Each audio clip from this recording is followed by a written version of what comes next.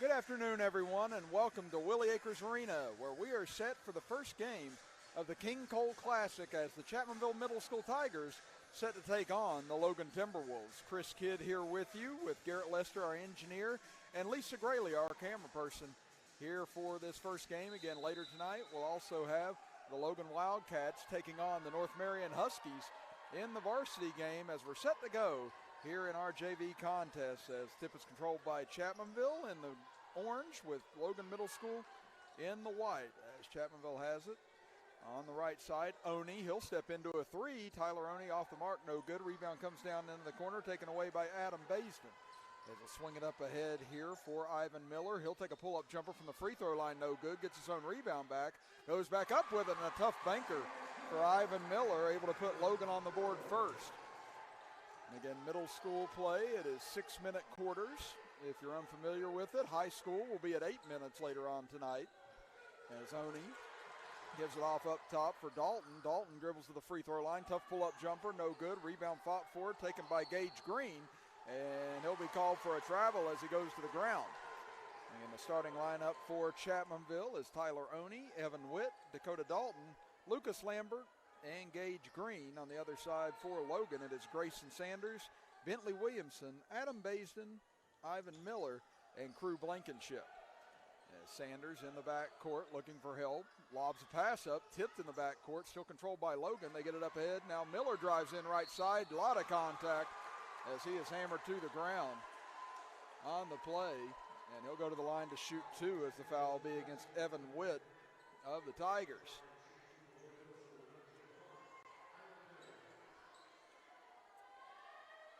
Miller has the only 2 points of the game.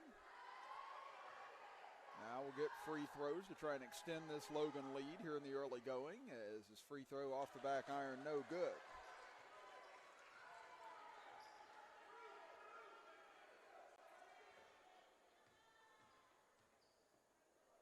Miller's second attempt on the way. This one rattles in and out, no good, and rebound taken by Witt. Chapmanville with the ball, trailing 2-0. Early stages of the opening quarter. Oney at the top of the key, cross-court pass stolen away. Into the clear comes Blankenship on the left side. Can't convert on the layup. Rebound kicked away, still controlled by Chapmanville, and now we get a whistle in the backcourt. They're going to get a carry on Chapmanville, so that'll give it back over to the Timberwolves. As Sanders will inbound underneath his own basket. Chapmanville with a substitute ready to check in. As it'll be Austin Killen stepping into the lineup for the Tigers. As Oney will go to the bench as they inbound it quickly. Three from the left corner off the side of the backboard, no good by Williamson. Put back up though, as there's Ivan Miller on the boards. 4-0 now in favor of Logan. 4:23 to go in the opening quarter. Swing it over left side for Lambert. He'll drive baseline, pull up shot off the mark. Rebound fought for by Green. He'll kick it out. Jumper on the way and count it for Austin Killen, is just right off the bench and quickly into the scorebook as he gets Chapmanville on the board. Cross-court pass, high pass for Baisden, able to go up and get it. He'll drive in on the left side, tried to bank it in, no good. Rebound tipped out of bounds, looked to be last touched by Chapmanville, and it was.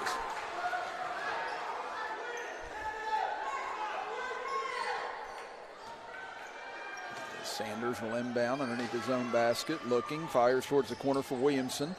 Out at the top of the key for Blankenship. He'll drive in and put up a little floater and convert. Drew Blankenship, his first bucket of the game. It's now a 6-2 lead for the Logan Timberwolves. Killen across the timeline with it. Playing off of him, he'll step into a three, no good. Rebounded by Baisden. Here comes Logan pushing up the right side. They'll kick it back out for Williamson, top of the key for Sanders. Sanders will spin away from pressure, gets in on the left side all the way to the basket, misses, but rebounded by Baisden, and he'll lay it in, and that's going to draw a timeout by Coach Ashley Dalton with 3:18 to go. Here in the first quarter, it's the Logan Timberwolves leading it 8-2 over the Chapmanville Tigers. And again, we'll stay here since it's a 30-second timeout. And again, coming up after this broadcast, we will have the Logan Wildcat varsity team in high school, taking on the North Marion Huskies, as both teams come into that contest at 1-0 on the year. North Marion with a 68-65 win over Weir in their first contest, while Logan with an extremely impressive blowout win over the Scott Skyhawks, 98-64 on Tuesday night here at Willie Acres Arena. Logan with a couple new additions in Justin Kogar, along with Jackson Tackett. They lost a few players as well, transferring to man and transferring back to George Washington with Landon Atkins, but Logan refueled in a big way. And they've got a couple of big games coming up here in this King Cole Classic tonight and tomorrow. Again, tomorrow they'll take on the #1 team in Class AAA, Shady Spring, also the defending Class AAA state champions. So, as we said, a couple of big tests for the Logan Wildcats here this weekend. Out of the timeout, Chapmanville ball is Killen. Gets it near side. Dalton swings it over. Now driving in is Killen. Tough banker, and Killen gets it to go. So off the bench, Austin Killen has all 4 of Chapmanville's points. Now they'll apply some pressure in the backcourt. Pass gets away. Loose ball on the floor, and Chapmanville's going to come up with it as Green gets it up ahead for Lambert. Lambert, lob pass back to Green. Green shuffles into the paint. Wild shot on the left side. Looked like it was blocked a little by either Miller or Baisden, and taken back by Miller. Here he comes into the front court, drives in hard on the right side, no good. Baisden, though, crashes the glass. And Adam Baisden with his 4th point gives Logan back a 10-4 lead with 2:27 to go in the first quarter. And this is a good size advantage that Logan has down low with Miller and Baisden. So get it cross court for Lambert, drives in, puts up a floater, almost banked it in, no good. Long rebound though, finds Killen. He'll take jumper from the free throw line off the back iron. Rebound fought for, and Miller able to tear it away. Miller will push into the front court. Cut off on the right side, kicks it out to Sanders. He'll launch a 3, count it for Grayson Sanders. His first bucket of the game, and Logan now leads it 13-4.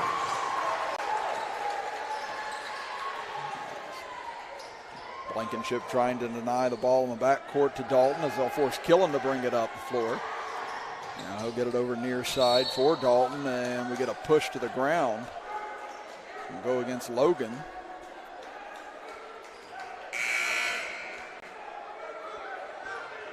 Chapmanville, the substitute, getting set to come in here in just a moment as they're going to get that foul on Crew Blankenship. That'll be his first foul of the game on either side. As it'll be Garrett Dean checking into the lineup for Chapmanville. And that'll send Evan Witt to the bench. At the top of the key, Killen. It looked like he double dribbled, and he did. Again, he thought about a pass, but instead tried to pull it back, but it was too little too late. And that'll be another turnover to go back over to the Timberwolves. Chapmanville looking to get another substitute in here as it'll be Tyler Oney checking back in as Killen will go to the bench.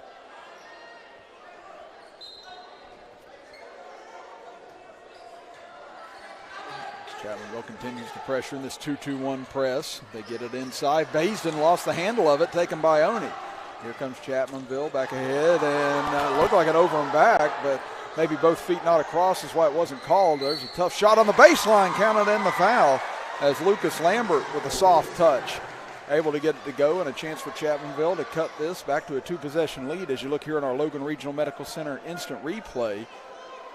Again, there you see 1 foot over, the other foot not quite, and I think if you hadn't established position with both feet across, it's not considered over and back, if I'm not mistaken. So that was the call on the play as Lambert able to get the free throw to go. First player for Chapmanville other than Austin Killen with points here this evening, 13-7 Logan. Baisden into the middle, drives in, and a charge called by Randy Robinette. And that'll give the ball back over to Chapmanville. So the Tigers trying to shift momentum here late in this first quarter after Logan was in control for the vast majority of it.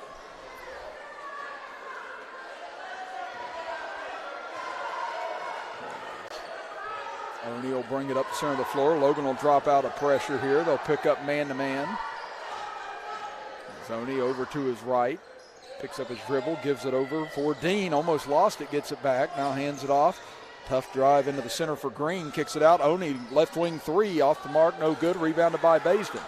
Here comes Logan looking to run as Miller kicks it over for Bentley. Williamson for three, no good. Rebound, fought for. Dean trying to get it away from Miller, and we're going to get a foul. Looks like on Logan here. And they are going to get Miller on the hack. That'll be his first, team foul number 2, one team foul against Chapmanville. We'll see if the Tigers try and hold for one here to end this first quarter. Oni will walk it across the timeline, eating up as much clock as possible as he'll bring it over to the right side. And tough pass, and there's another foul, and that's going to be on Blankenship again. That's going to be 2 now on Crew Blankenship as he went for the steal and accidentally tackled Dakota Dalton in the process. So it's going to bring out the first substitution of the game for Logan as Cross Con will check into the lineup.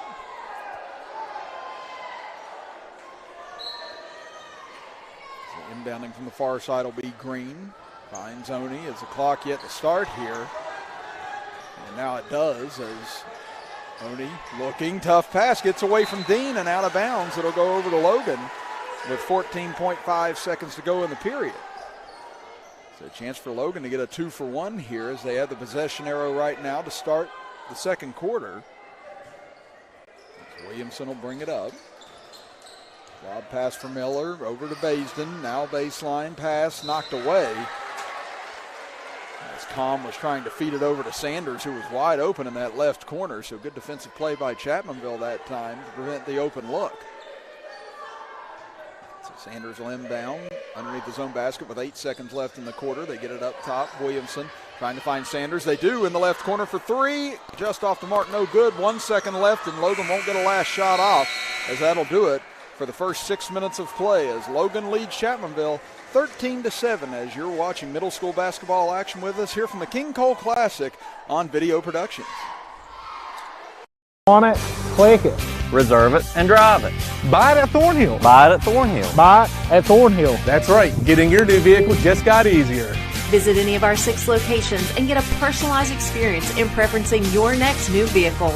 Tag one of our pre-built invoices. Or let's customize your exact features with our easy built-to-order process. All we have to offer with shopping ease at ThornhillAutomotive.com. Tag your new ride. Tag your new ride. Tag your new ride. Tag your new ride on the Thornhill Motor Mile. In Peytonville, there's lots of ways to save on auto insurance. Really? Yep. Very proud of that. With Smart Ride from Nationwide, they can get discounts for safe driving. Does she get one? Mrs. Carmichael, safest driver in Peytonville, takes a lot of work and effort to be the safest driver in Peytonville. What about this guy? With Nationwide Smart Miles, the less he drives, the less he pays. The list of inspiring stories goes on and on. I bet. I've never seen anyone do more with their retirement than you. I concur. Welcome back to Willie Acres Arena, everyone, for the King Cole Classic. First game of the evening here. Chris Kidd with you. Garrett Lester, our engineer, with Lisa Grayley, our camera operator, for tonight's action. Again, at the conclusion of this game, at approximately 7 p.m., we will have the Logan Wildcat Varsity High School team taking on North Marion in the first high school game of the King Cole Classic. And again, tomorrow we'll have Logan and Shady Spring at 5 o'clock, Buffalo and Man at 7 o'clock here from Willie Acres Arena. There's Logan with the ball to start quarter number 2. They get it into the corner for Williamson, drives in as he tried to split a couple defenders, lost it out of bounds, and they say last touch by Williamson. And then Seth Hayner, the coach for the Logan Timberwolves, along with Coach Williamson. Then you have Ashley Dalton, head coach for the Chapmanville Tigers. And both doing a tremendous job taking over these programs in the last couple of years. And these feeder programs so important to the high school ranks as they move on to the next level. Nice drive that time into the center by Witt. Couldn't finish at the rim, however, and rebound taken away by Miller. Miller pushes into the front court, kicks it left side. Kahn goes for a deep jumper, no good. Rebound tipped around and finally ripped away by Dean for Chapmanville. Witt will bring it up the center of the floor. As He'll step inside the arc, pulls up for a jumper, and that ball got halfway down and popped out. Dean gets the offensive rebound, can't finish on the putback. I'm going to get a whistle and a foul on Witt, trying to chase down the loose ball. And that'll be number 2 on Evan Witt.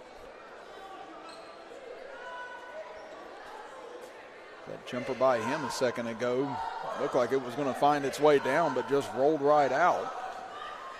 And then ends up picking up a foul after the fact. So Witt will stay in with those 2 fouls. 1 minute deep into the second quarter. On the far side is Baisden. Kicks it out to Williamson, now to Miller. Miller, nice spin move to the baseline, but Green able to stay with him. Dumps it down to Baisden, can't finish, and rebound taken away by Green. They'll give it off to Witt as they'll push up the right side. Witt into the middle, puts up a floater, and nice dribble drive by Evan Witt that time as he gets the first points of the quarter and first points of the night for him. So Chapmanville trailed by 9. They've now cut the deficit to 4 here in the second quarter. Miller gets a screen up top, and that was a moving screen as Kahn kind of jumped right into that. Almost like a linebacker trying to land a blow on a receiver that time, and Randy Robinette there on the call.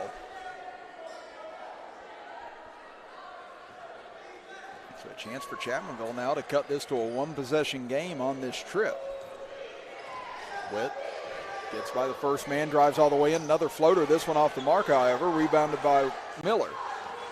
Miller up the center, almost getting his pocket picked from behind, but noticed Witt at the last second. Swings it over to Williamson. He'll shot put a 3, no good off the front of the rim. Rebound comes out long, taken away by Dalton. Dalton gets it over to Witt. Gets a good look for 3 from the corner, no good. Dean able to get the board. Kicks it back over near side. Tough jumper from the left side, but falls for Lucas Lambert. He's got 5 points. And now Chapmanville on a 7-0 run has cut this Logan lead to 2. Miller dribbles into the center, throws it over for Williamson, gets the baseline, nice pass back to Miller underneath, and Miller able to finish. Miller now with 6 points. 15-11 Logan, 3:28 to go in the first half. Witt into the middle, steps over to the left side, long jumper for 2, no good. Rebound taken away by Miller underneath. Miller looking up ahead, finds Kahn. Kahn, nice bounce pass to Williamson, layup no good, but Baisden there, can't finish on the first try, gets it back again, and this time he will convert. So Baisden and Miller each with 6 points here in the first half. Inbounds pass stolen by Sanders. Sanders goes up, may have been blocked on the play, tried to save it underneath. Was Dalton, but out of bounds off of Chapmanville. And it just looked like Chapmanville wasn't aware that Sanders was in the area. He was able to creep in and make the steal, and now giving Logan a chance to re-up this lead to 8. Nice inbounds pass, can't convert his basin, but there's Miller on the board. He'll be fouled, and he'll go to the line to shoot 2. And Logan now not fooling around. They're just going to attack on the inside. Again, that's where they do have the advantage here in this contest with Miller and Baisden. Miller over 2 from the line. This one finds its way home, however. Miller now with 7 points. And it is a 7-point Timberwolf lead with 2:54 left in the first half. Second free throw off the back iron, no good, as Witt takes the rebound for Chapmanville.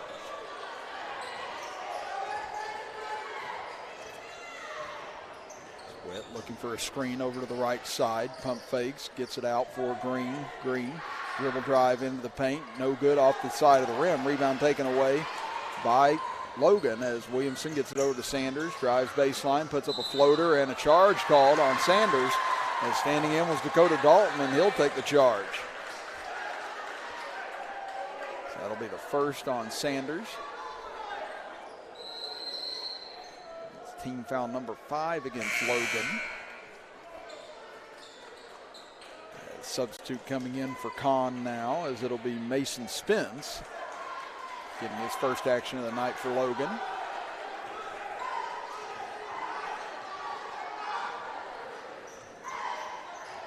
Witt will cross the timeline, trying to cut back into this Logan lead, and instead it's a turnover taken away. Miller driving in, Dalton in front of him. Miller wisely pulls up and able to hit on the short jumper.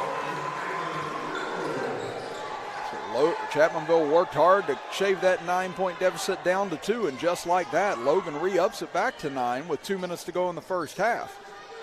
Lambert drives into the middle. Can't get the friendly roll as it comes off. Rebounded by Baisden. Here comes Logan back running the other way. Baisden cut off. Pull-up jumper, no good. Rebounded underneath by Green.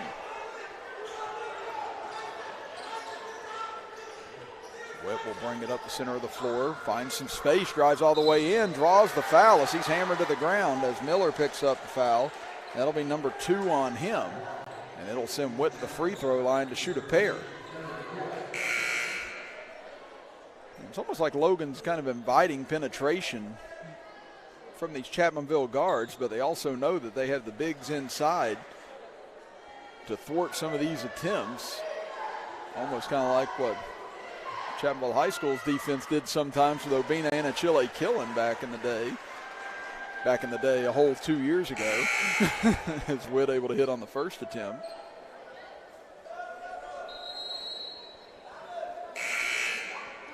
Kahn will check back into the game. Miller will go to the bench with those 2 fouls with 1:39 left in the half, so wise to try and make sure he doesn't pick up another. Whit hits on the first. Second free throw up. This one off the mark, no good, and they're going to get an over-the-back call here on Garrett Dean. That'll be his first. Team foul number 4 against Chapmanville. Tyler Oney will now check back into the game as Whit will go to the bench.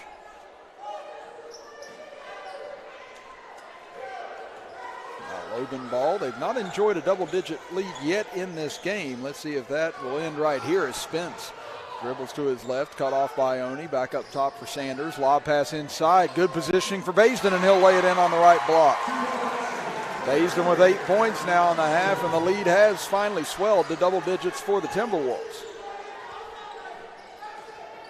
Top of the key, Oney gets it over right side. High arching jumper, won't bank in for Green. Rebound comes out long. Williamson across the timeline.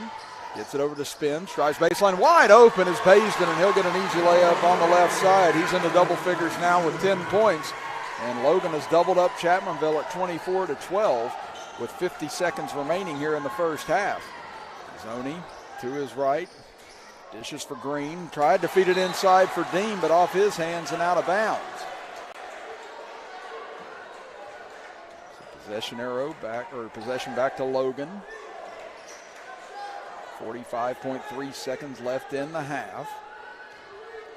Let's see if Logan tries to work this clock down and hold for one, or if they'll go ahead and run their offense here normally. Looks like Sanders is ready to go.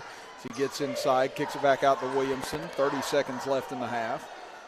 Kahn, they try to feed it inside to Baisden, who's been eating well here in the second quarter on that low block, as Coach Hayner wanting a 30-second timeout here with 22.6 seconds left in the first half, and Logan leading it 24-12. Looks like Coach Williamson now wanting to change it to a full, so we'll step aside as well with 22 seconds left in the half as you're watching middle school basketball action with us right here from the King Cole Classic on Video Productions. General Stores has served our hometowns for decades, providing those essential needs for the road of life. The LG family goes above and beyond to ensure that your experience is an easy one. That's why they offer the LG Rewards Card, a way to earn points for free drinks, coffee, and even discounts on fuel. Rest assured, you'll leave knowing they have your needs covered. And by the way, tell them Hug sent you. Little General Stores, your road's neighbor. At Tiger's Ice Cream and Grill, we have a huge menu offering home-cooked dinners, hamburgers, tacos, hot dogs, pizza, Philly steaks, and desserts, including, of course, ice cream. Ask about our weekly home-cooked dinners. We have an everyday hot dog special, 6 hot dogs for $5.99, or $5 14-inch large grab-and-go pizzas made from our fresh homemade dough. So visit Tiger's Ice Cream and Grill, located beside the old IGA in Chapmanville. Final 20 seconds of the first half with Logan leading Chapmanville 24-12 here in this middle school clash. Chris Kidd here with you as up top. Spins with it. Trying to penetrate in. Now gives it off near side.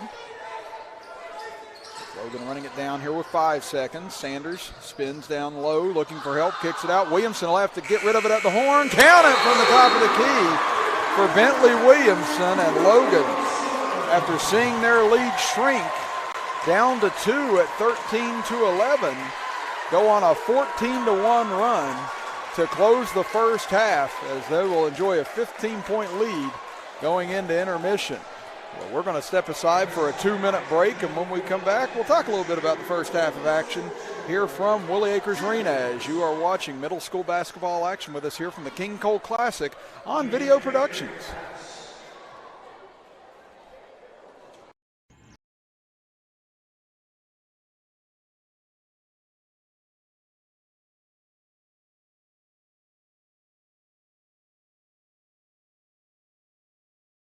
Insurance. Why not take your home along for the ride? Allstate. Here, better protection costs a whole lot less. You're in good hands with Allstate. Call a local agent or 1-800-ALLSTATE for a quote today. Little General Stores has served our hometowns for decades, providing those essential needs for the road of life. The LG family goes above and beyond to ensure that your experience is an easy one. That's why they offer the LG Rewards Card, a way to earn points for free drinks, coffee, and even discounts on fuel. Rest assured, you'll leave knowing they have your needs covered. And by the way, tell them Hug sent you. Little General Stores, your road's neighbor. At Tiger's Ice Cream and Grill, we have a huge menu offering home-cooked dinners, hamburgers, tacos, hot dogs, pizza, Philly steaks, and desserts, including, of course, ice cream. Ask about our weekly home-cooked dinners. We have an everyday hot dog special, 6 hot dogs for $5.99, or $5 14-inch large grab-and-go pizzas made from our fresh homemade dough. So visit Tiger's Ice Cream and Grill, located beside the old IGA in Chapmanville, just off the Crawley Creek exit of 119.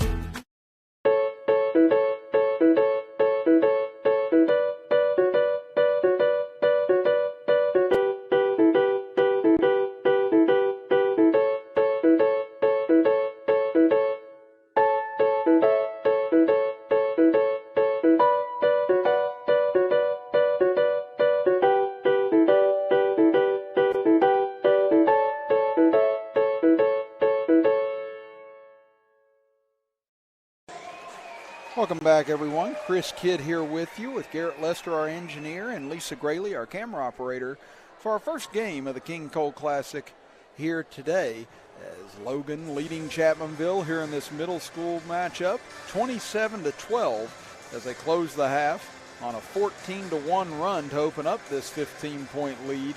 And now Chapmanville will go into the locker room searching for some answers. And again, this is a Logan team that had a tough 1-point loss against Harts Middle School not too long ago, as Chapmanville was able to get a big win over Wayne on the road earlier this week. So both have had good seasons going on thus far, and you can see why a lot of teams and a lot of people high on these middle school programs coming out of the gate with the way that they've played here in the first half. And again, coming up at the conclusion of this game at approximately 7 o'clock, we will have the Logan Wildcats against the North Marion Huskies in our first high school game of the King Cole Classic here this weekend. And again, tomorrow it'll be number 1 against number 2, as number 1 Shady Spring, the defending Class AAA state champions, take on number 2 Logan. And what could be an early season preview to what we may see in March later on this year over in the Charleston Civic Center, as Logan trying to get back to Charleston for the first time in 10 years, as they haven't been since the 2011-2012 campaign. So this is a big opportunity for the Wildcats to try and stake their claim as to one of, if not the best team early on in the state of West Virginia in Class AAA. So make sure you're with us tonight and tomorrow for all of your high school basketball action here from Willie Acres Arena, as we'll also have Man versus Buffalo tomorrow night at 7 o'clock. The defending Class A state champions get ready to go to work against the Bison. We'll step aside for another 2-minute break, and we'll be back after this, as you are watching middle school basketball action with us right here from the King Cole Classic on Video Productions. General Stores has served our hometowns for decades, providing those essential needs for the road of life. The LG family goes above and beyond to ensure that your experience is an easy one. That's why they offer the LG Rewards Card, a way to earn points for free drinks, coffee, and even discounts on fuel. Rest assured, you'll leave knowing they have your needs covered. And by the way, Tell them Hug sent you. that's right, Little General Stores, your road's neighbor. Logan Physical Therapy wants to help you. Have you been injured at work or in an accident? Come to Logan Physical Therapy and Doug Hibbs will provide a thorough, careful evaluation and create a comprehensive treatment program that will get you back on your feet. Logan Physical Therapy, turning setbacks into comebacks.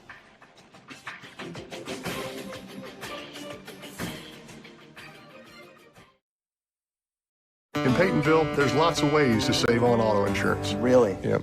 Very proud of that. With Smart Ride from Nationwide, they can get discounts for safe driving. Does she get one? Mrs. Carmichael, safest driver in Peytonville, takes a lot of work and effort to be the safest driver in Peytonville. What about this guy? With Nationwide Smart Miles, the less he drives, the less he pays. The list of inspiring stories goes on and on. I bet. I've never seen anyone do more with their retirement than you. I concur.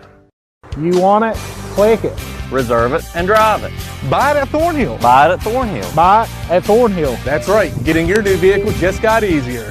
Visit any of our 6 locations and get a personalized experience in preferencing your next new vehicle. Tag one of our pre-built invoices. Or let's customize your exact features with our easy built-to-order process. All we have to offer with shopping ease at thornhillautomotive.com. Tag your new ride. Tag your new ride. Tag your new ride. Tag your new ride on the Thornhill Motor.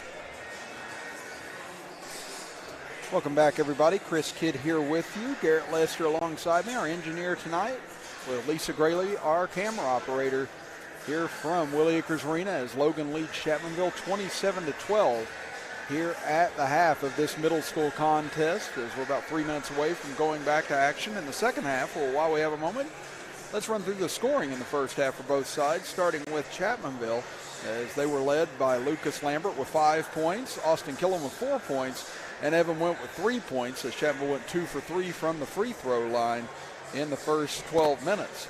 On the other side for Logan, they were led by their big men, as Adam Baisden had 10 points, Ivan Miller with 9 points, and you had Grayson Sanders with 3 points, Bentley Williamson with the 3 right at the end of the half, and Crew Blankenship with 2 points to round out the scoring for Logan, as they were 1 for 4 from the charity stripe in the first half of action here tonight. Well, we'll step aside for one more 2-minute break, and when we come back, it'll be time for the start of the second half here from Middleburg Island, as you are watching the King Cole Classic with us right here live on Video Productions. In Peytonville, there's lots of ways to save on auto insurance. Really? Yep. Very proud of that. With Smart Ride from Nationwide, they can get discounts for safe driving. Does she get one? Mrs. Carmichael, safest driver in Peytonville, takes a lot of work and effort to be the safest driver in Peytonville. What about this guy? With Nationwide Smart Miles, the less he drives, the less he pays. The list of inspiring stories goes on and on. I bet. I've never seen anyone do more with their retirement than you. I concur. Little General Stores has served our hometowns for decades, providing those essential needs for the road of life. The LG family goes above and beyond to ensure that your experience is an easy one. That's why they offer the LG Rewards Card, a way to earn points for free drinks, coffee, and even discounts on fuel. Rest assured, you'll leave knowing they have your needs covered. And by the way, tell them Hug sent you. Little General Stores, your road's neighbor. Did you know that 1 in 8 women will develop breast cancer in her lifetime? At Logan Regional Medical Center, your breast health is important to us. Our caring staff uses the latest technology, like 3D mammography, in a comfortable and welcoming environment to help you stay on top of your health. Speak to your provider about a 3D mammo at Logan Regional Medical Center. Always here for you. At Tiger's Ice Cream and Grill, we have a huge menu offering home-cooked dinners, hamburgers, tacos, hot dogs, pizza, Philly steaks, and desserts, including, of course, ice cream. Ask about our weekly home-cooked dinners. We have an everyday hot dog special, 6 hot dogs for $5.99, or $5 14-inch large grab-and-go pizzas made from our fresh homemade dough. So visit Tiger's Ice Cream and Grill, located beside the old IGA in Chapmanville, just off the Crawley Creek exit of 119. Getting ready for the start of quarter number 3 here from Willie Acres Arena as Chapmanville Middle School and Logan Middle School leading things off in the King Cole Classic here on this nice December evening, or at least weather-wise, temperature-wise outside, maybe not so much rain-wise. Chris Gibb with you, with Garrett Lester alongside me, our engineer, with Lisa Grayley, our camera operator, as Chapmanville with the ball to start the third quarter. As Oni's 3 rolls in and out, no good. Rebound taken away by the Timberwolves. Across midcourt comes Miller, gets over to Sanders, steps into a 3 from the wing, and Grayson Sanders hits his second 3 of the game, and now Logan has expanded their lead to 18 here in the early stages of the third period. Oni on the right wing, gets it up top. Lambert, tough drive, puts up a floater off the side of the rim, off the front of the rim. Rebound tipped around. Green able to get it back. Green ends up drawing contact, and he'll go to the line. So let's see who this is on. Again, Miller had 2 in the first half. He was in the area. Looked like either him or Baisden. It looks like they're going to get Baisden on the call, so that'll be his first.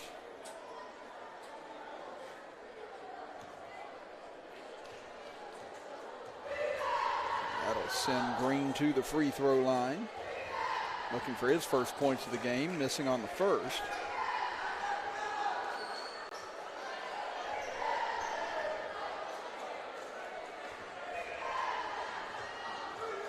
See Coach Zach Green and Coach Brad Napper in the house as well, watching. Head coaches of the high school clubs, seeing what could be in their future as well, as Chapmanville getting the offensive rebound. Looked like a block from behind there on Dalton's attempt. Taken away by Logan. Outlet pass for Williamson. Nice bounce pass over to Sanders as his layup will go, and the lead now is up to 20 for the Timberwolves. 32-12. Logan leads it here on this Friday night from Willie Acres Arena. They get it into the middle. Green tries to split the defenders and ends up drawing a foul with 4:49 to go in the third quarter. And it looks like they're going to get Miller on this call, so that will be number 3 on him. And that's going to quickly get substitution off the bench as Cross Con will check back into the game. And Miller will go to the bench with that third foul.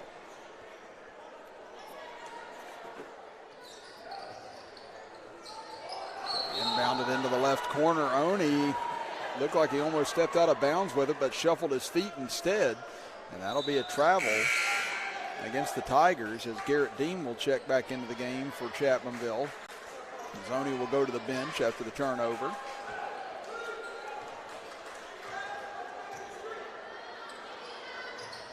Logan works it ahead. Tough catch by Kahn. Nice job trying to get rid of it and save it, but it goes right to a Tiger. But now Baisden rips it away. Baisden drives in, and he'll be fouled from behind by Green, or was he? Let's see if they called that clean or not. It looked like there was going to be a lot of contact at first, and now there's going to be a timeout by Ashley Dalton with 4:32 left here in the third quarter as Logan continues to widen its lead as it's now to 32-12, as it'll be a 30-second timeout, so we'll keep things here. Again, Chapmanville had closed it to 13-11 in the first half, and ever since then it's been all Logan as they've gone on a 19-1 run to open up this huge lead. And Chapmanville just looking for anything right now to stop the bleeding.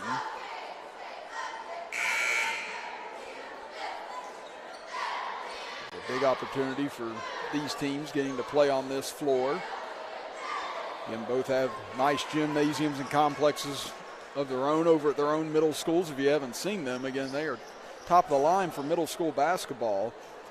And now getting a chance to play in definitely one of, if not the best arena in all of high school basketball here in the state of West Virginia. Always been one of the top places to come to for any team. As Williamson, 3 from the corner, and he buries another as he high-fives his crew going back down the floor. It's now a 22-1 run for Logan going back to the first half. They swing it over left side. Lambert puts up a floater on the baseline, and there's the first field goal for Chapmanville in a while as Lambert gets his 7th point. He's got a nice touch on those little floaters. That's the second one he's hit tonight as pass gets away as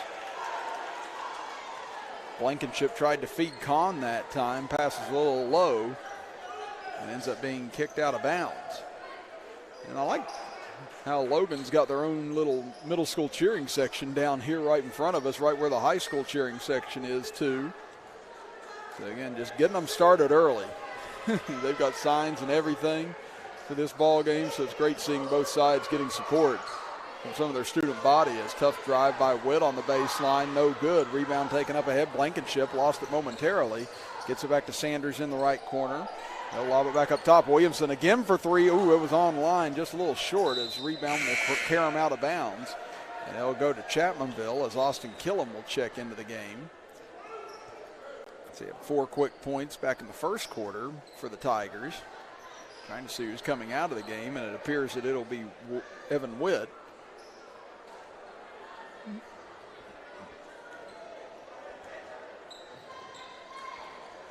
As Killam will now run the point for the Tigers. Crosses midcourt. Looks to lob it inside, finds Dean. Dean with a nice drive, but rejected by Baisden on the way in. Here comes Baisden into the front court like a deer as he races by everybody. Can't finish at the rim, however. Rebound knocked out of bounds, and it was last touched by Killen. Boy, Adam Baisden just a ton of speed. Once he gets into the open floor, and a good handle for the big man as well. May have just had a little too much momentum as he came in on that layup attempt, but still a very impressive drive as they get it to Sanders in the left corner off the mark. Rebound tipped around, taken by Blankenship. Now the top of the key for Williamson. Williamson over to Sanders on the left side, drives baseline on Dean. Nice dish by Sanders as he finds Baisden once again for the layup, and Baisden now with 12 points and a great pass by Sanders in order to set that up. 37-14, Logan leads it. They lob it into the middle. Driving in is Green. Wow, what a tough scoop layup that time by Gage Green to get his first bucket of the game. We've seen a lot of agility here on both ends in this contest from these teams. Here's another one by Kahn. Nice pass over to Baisden. They're going to call him for steps. He's had a chance to set that up for a layup for Blankenship. It just took one too many as Spence will check into the game. Blankenship will go to the bench.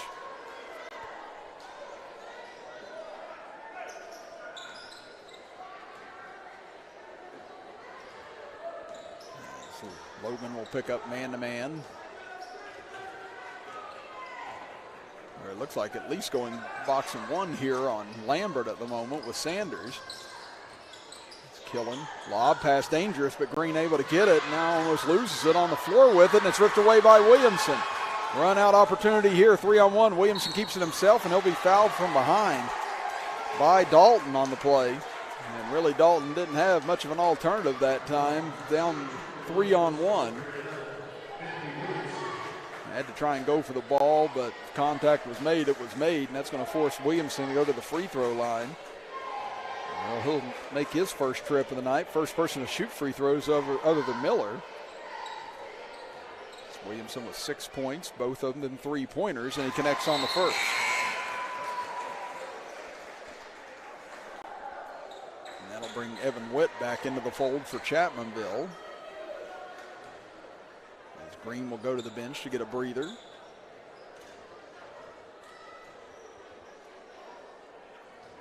Williamson's second free throw, true as well.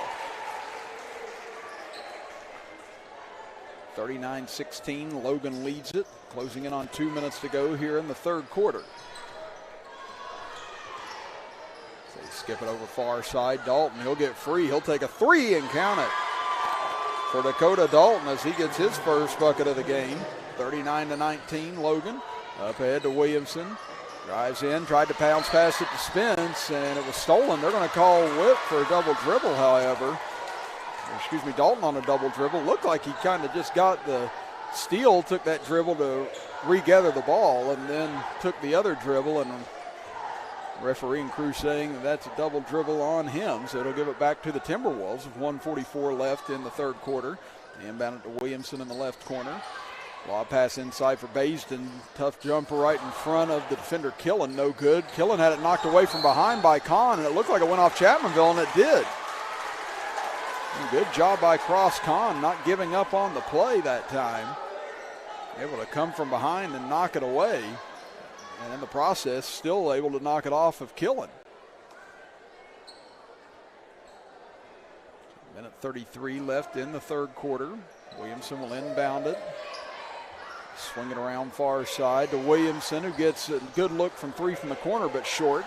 Rebound taken away by Witt, so he'll bring it up himself. Witt, nice charge all the way in, but Kahn there again to get his hands on the ball and take it away. Now up ahead to Williamson. Able to get Killen in the air, and Williamson will lay it in. And looks like substitution coming in now, possibly for Logan. As it'll be Murphy checking into the lineup for Williamson. Cross Kahn, I tell you what, last couple of possessions, he's had some great defensive plays for this Timberwolf ball club in order to set up these scoring opportunities. And this is widen the lead now to 41-19. We're closing in on the final minute of play here in the third period. Killen will bring it up the center of the floor. Looking for Lambert, but he's covered up. Lob pass inside, and this time they're going to get Kahn on the reach. That'll be a push from behind on him. So Chapmanville inbound from right in front of the Logan Timberwolf cheerleaders on the near side. Killen guarded by Murphy. Murphy got a hand on it, but it comes back to Killen. Drives in, tough shot in front of Kahn, no good. Rebound tipped around, and Murphy comes away with it for Logan. Murphy up the left side, cut off, and he's going to get called for steps. On the way to the basket.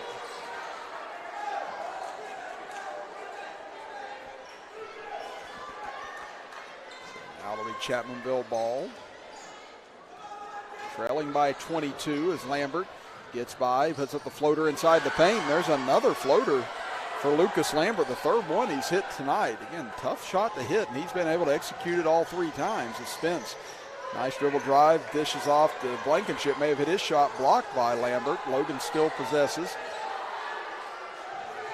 As Kahn caught, gets it over to Murphy.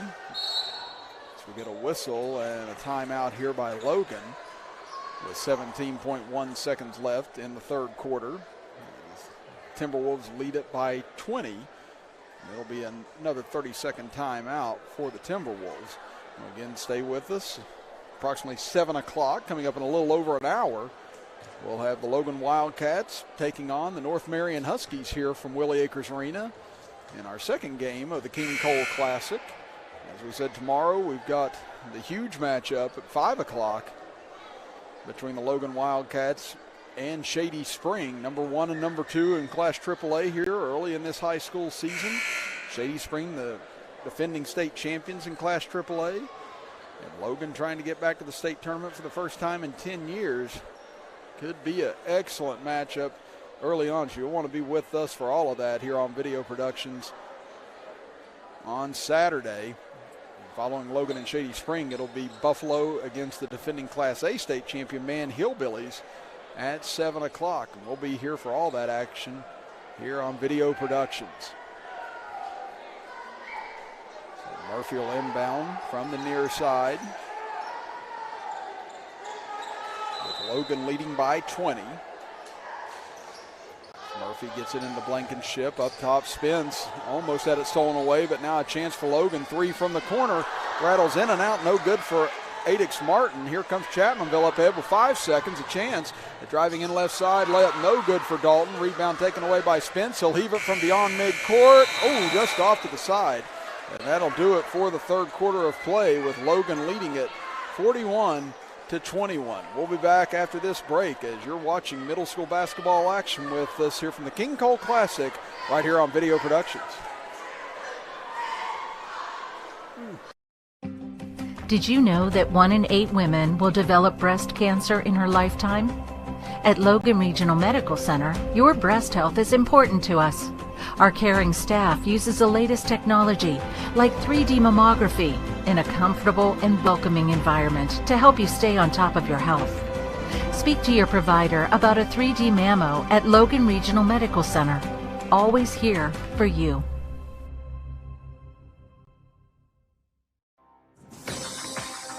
Logan Physical Therapy wants to help you. Have you been injured at work or in an accident? Come to Logan Physical Therapy and Doug Hibbs will provide a thorough, careful evaluation and create a comprehensive treatment program that will get you back on your feet. Logan Physical Therapy, turning setbacks into comebacks.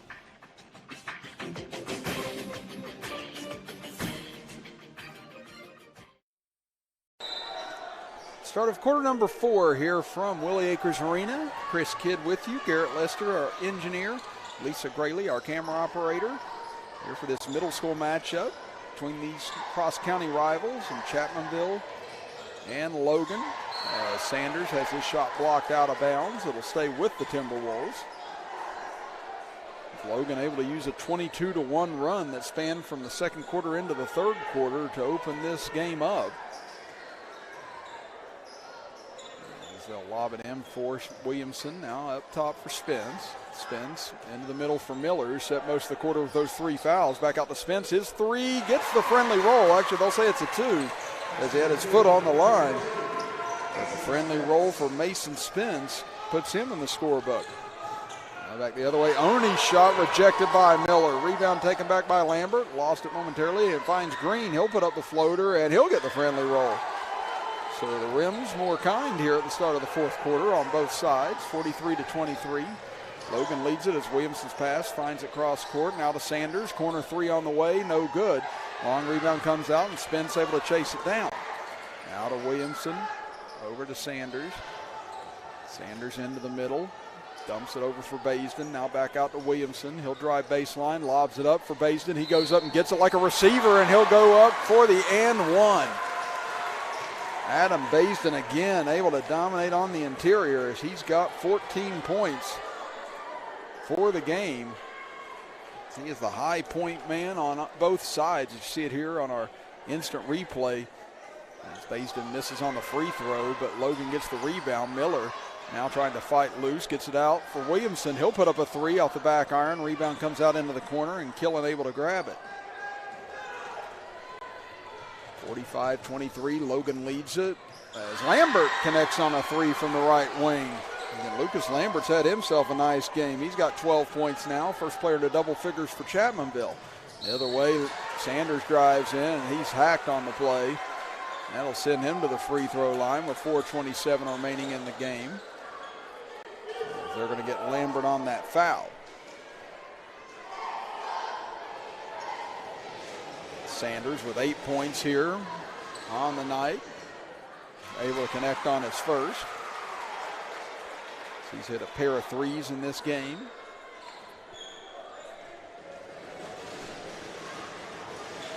Sanders into double figures himself now as he's got 10 points after hitting both free throws. Lead back up to 21 now for the Timberwolves.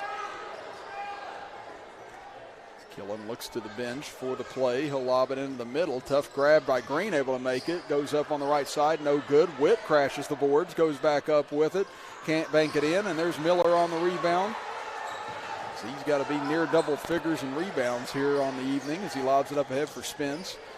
Baisden wanting it down low again. Nice defense by Lambert getting over to tip it away as Killen chases it down. Now Oni up the center of the floor.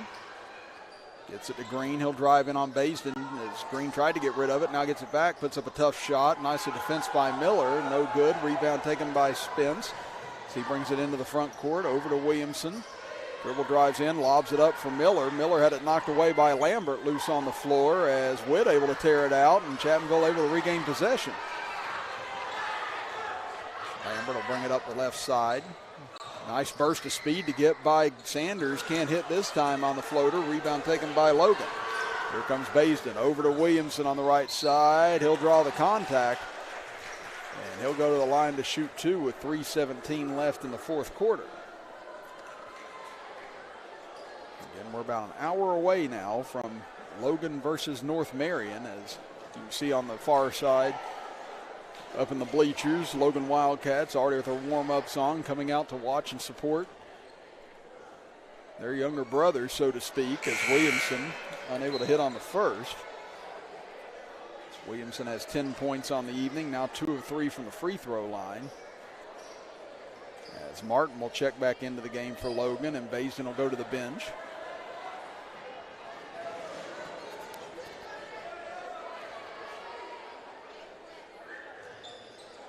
And Williamson able to hit 1 of 2. So 11 points for the game now for Williamson.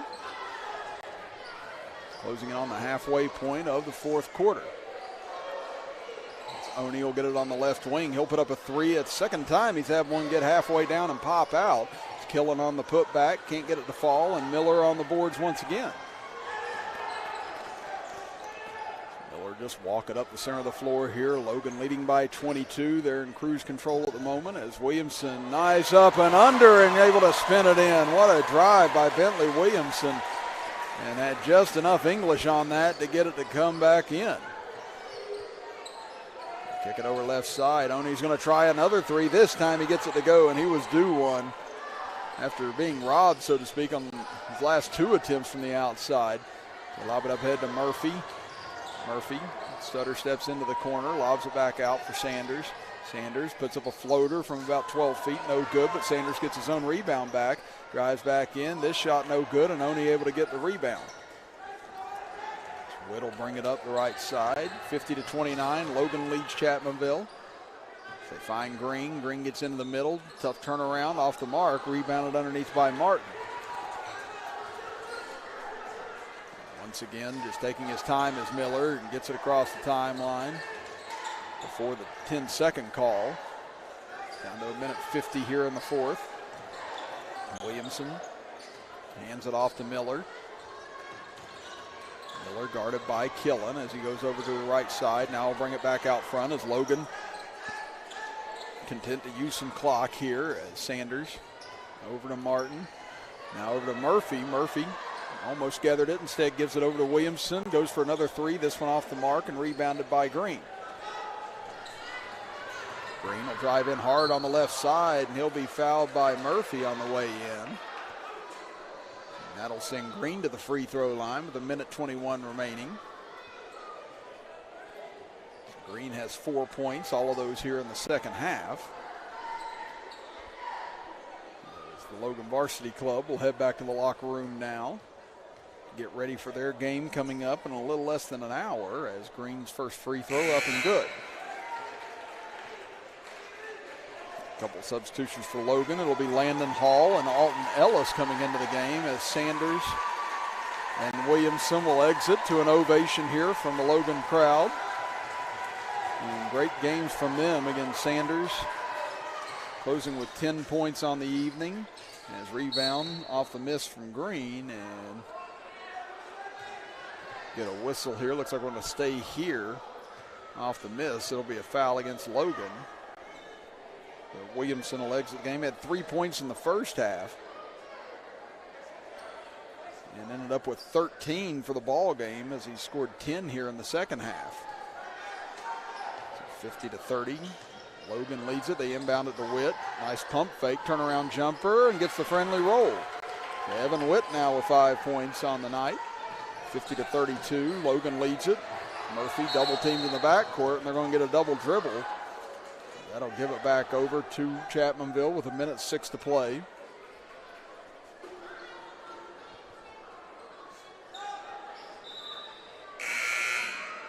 Spence will check back into the game for the Timberwolves. And Martin will go to the bench. Chapmanville now going to send a few of their bench players in. Look like they may empty the bench here. There's Jackson Topping into the game, along with John Farrell. As you see Nate Easterling checking in. More substitutes for Logan coming in, so we'll try and keep up with those as we go along here. Jacob Vance into the game for Chapmanville as well.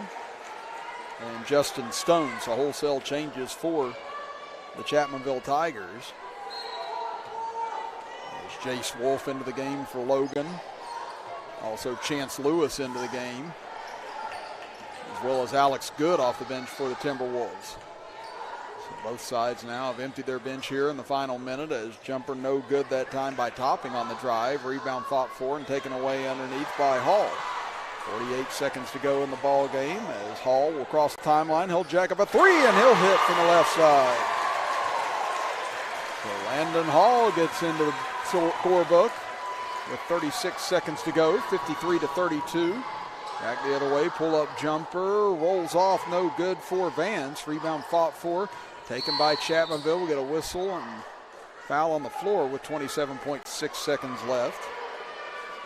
As Topping was able to wrestle that ball away from a few defenders.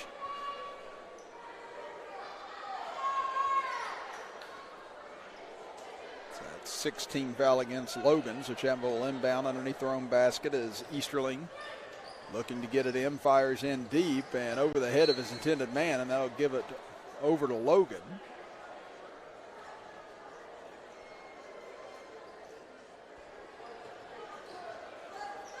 And Logan will have to go all the way back down the baseline to inbound it. As Wolf will get it in for Hall. Hall swings it over near side for Good. Lobs it to Ellis in the left corner with 18 seconds. Ellis had it knocked away as Easterling grabs it. Vance will now bring it up with 10 seconds to go. Final chance here for Chapmanville. It's Vance into the middle, gets it over left side. High arching three on the way, no good by Farrell, and rebound underneath, and we're going to get a foul with 9/10 of a second to go. That should put Chapmanville in the 1-and-1, and it will. So a chance here, perhaps for Topping, I believe it is, that'll go to the line. Chance for Jackson Topping to get on the board here this evening for Chapmanville as this first ball game comes to a close. And we'll make way for the high school varsity clubs from North Marion and Logan coming up next. Free throw up and good for Topping. He was content with it. He was ready to go back down the other end, but realized, I think I've got another one. He's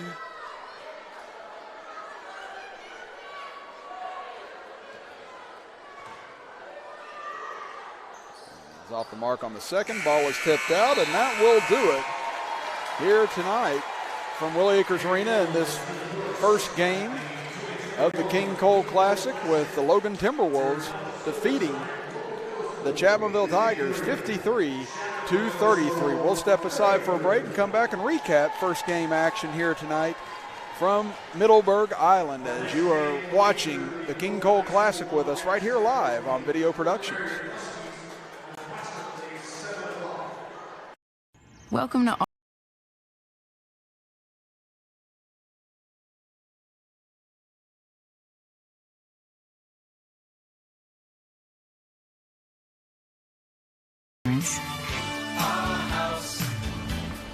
Why not take your home along for the ride? Allstate. Here, better protection costs a whole lot less. You're in good hands with Allstate. Call a local agent or 1-800-ALLSTATE for a quote today. Little General Stores has served our hometowns for decades, providing those essential needs for the road of life. The LG family goes above and beyond to ensure that your experience is an easy one. That's why they offer the LG Rewards Card, a way to earn points for free drinks, coffee, and even discounts on fuel. Rest assured, you'll leave knowing they have your needs covered. And by the way, tell them Hug sent you. Little General Stores, your road's neighbor.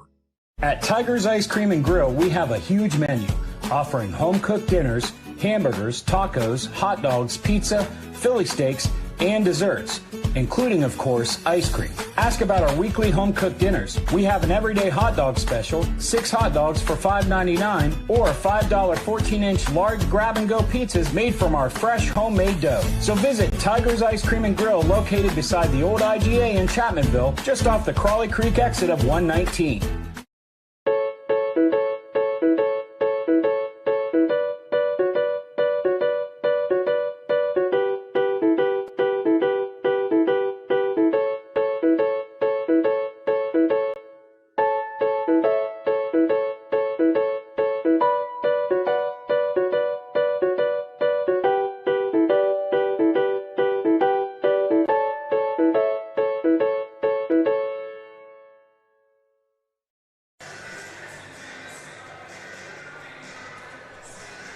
Welcome back, everybody. Chris Kidd with you, with Garrett Lester, our engineer, and Lisa Grayley, our camera operator, as Logan defeats Chapmanville 53-33 here in this middle school ball game to lead things off in the King Cole Classic.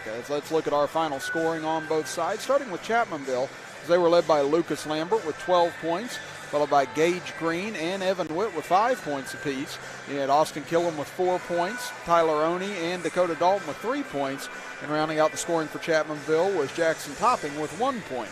On the other end for Logan, they were led by Adam Basin with 14 points. Then you had Bentley Williamson with 13 points, Grayson Sanders with 10 points, Ivan Miller with 9 points, Landon Hall with 3 points, Mason Spence and Crew Blankenship each with 2 points apiece, as Logan finished 6 of 11 from the free throw line. Chapmanville 4 of 9 from the line, as Logan was able to knock down 5 3-pointers in the contest. Chapmanville with 3 3-pointers on their end of things. Well, it's time now for our Logan Physical Therapy Player of the Game, and tonight we're all agreed up here. It's Adam Baisden again. Baisden with a double-double, had 14 points for the contest, just absolutely dominated on the interior tonight.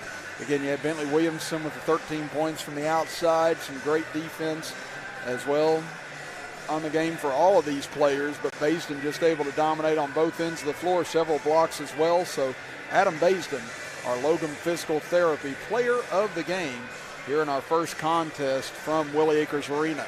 Well, again, right now we are about 10 minutes past the hour, and we will be back towards the top of the hour for Logan versus North Marion. Again, we'll be back at 6:50 p.m., so take yourself about a 35-40-minute break with us and get set for a great AAA contest coming your way here from the King Cole Classic. So again, we'll be back at approximately 6:50 p.m. for the start of Logan versus North Marion. But again, the Logan Timberwolves win it here in the middle school contest against the Chapmanville Tigers, 53-33, and we'll see you at 6:50 p.m. right here on Video Productions.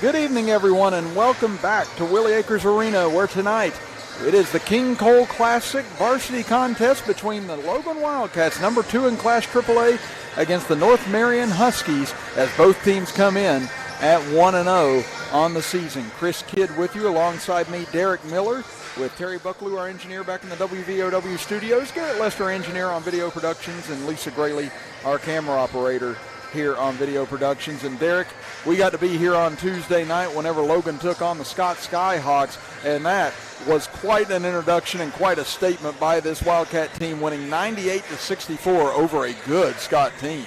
Absolutely.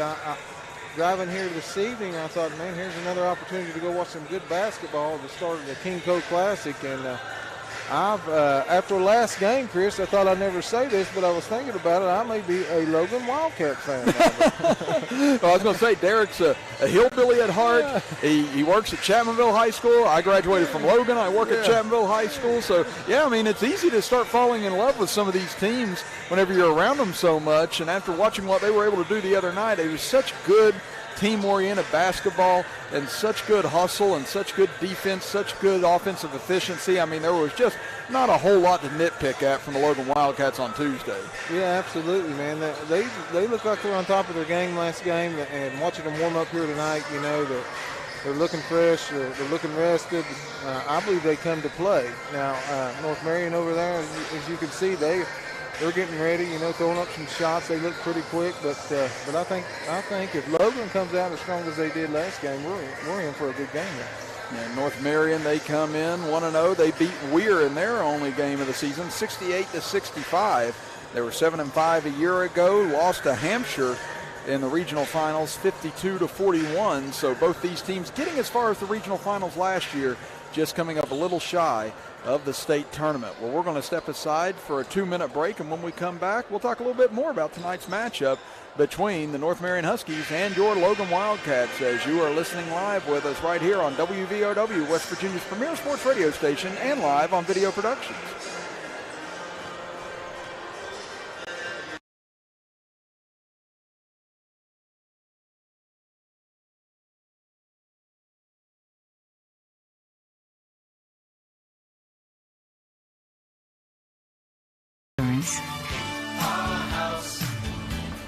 Why not take your home along for the ride?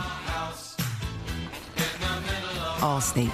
Here, better protection costs a whole lot less. You're in good hands with Allstate. Call a local agent or 1-800-ALLSTATE for a quote today. Little General Stores has served our hometowns for decades, providing those essential needs for the road of life. The LG family goes above and beyond to ensure that your experience is an easy one. That's why they offer the LG Rewards Card, a way to earn points for free drinks, coffee, and even discounts on fuel. Rest assured, you'll leave knowing they have your needs covered. And by the way, tell them Hug sent you. Little General Stores, your road's neighbor. At Tiger's Ice Cream and Grill, we have a huge menu offering home-cooked dinners, hamburgers, tacos, hot dogs, pizza, Philly steaks, and desserts, including, of course, ice cream. Ask about our weekly home-cooked dinners. We have an everyday hot dog special, 6 hot dogs for $5.99, or $5 14-inch large grab-and-go pizzas made from our fresh homemade dough. So visit Tiger's Ice Cream and Grill, located beside the old IGA in Chapmanville, just off the Crawley Creek exit of 119.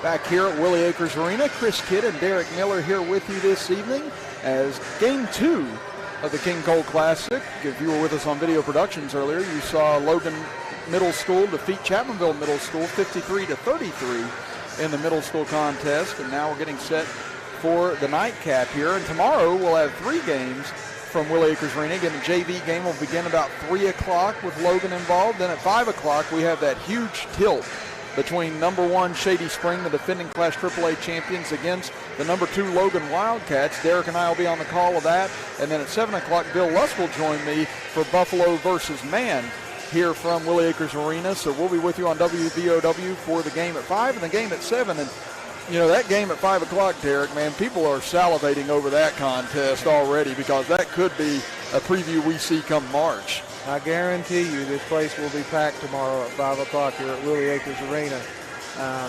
I was sitting in here thinking, you know, of the number 1 and number 2 team this early in the season that you get to watch, you know, match up. So tomorrow definitely will be a good indicator of what's to come here in the future of this season in basketball, high school basketball.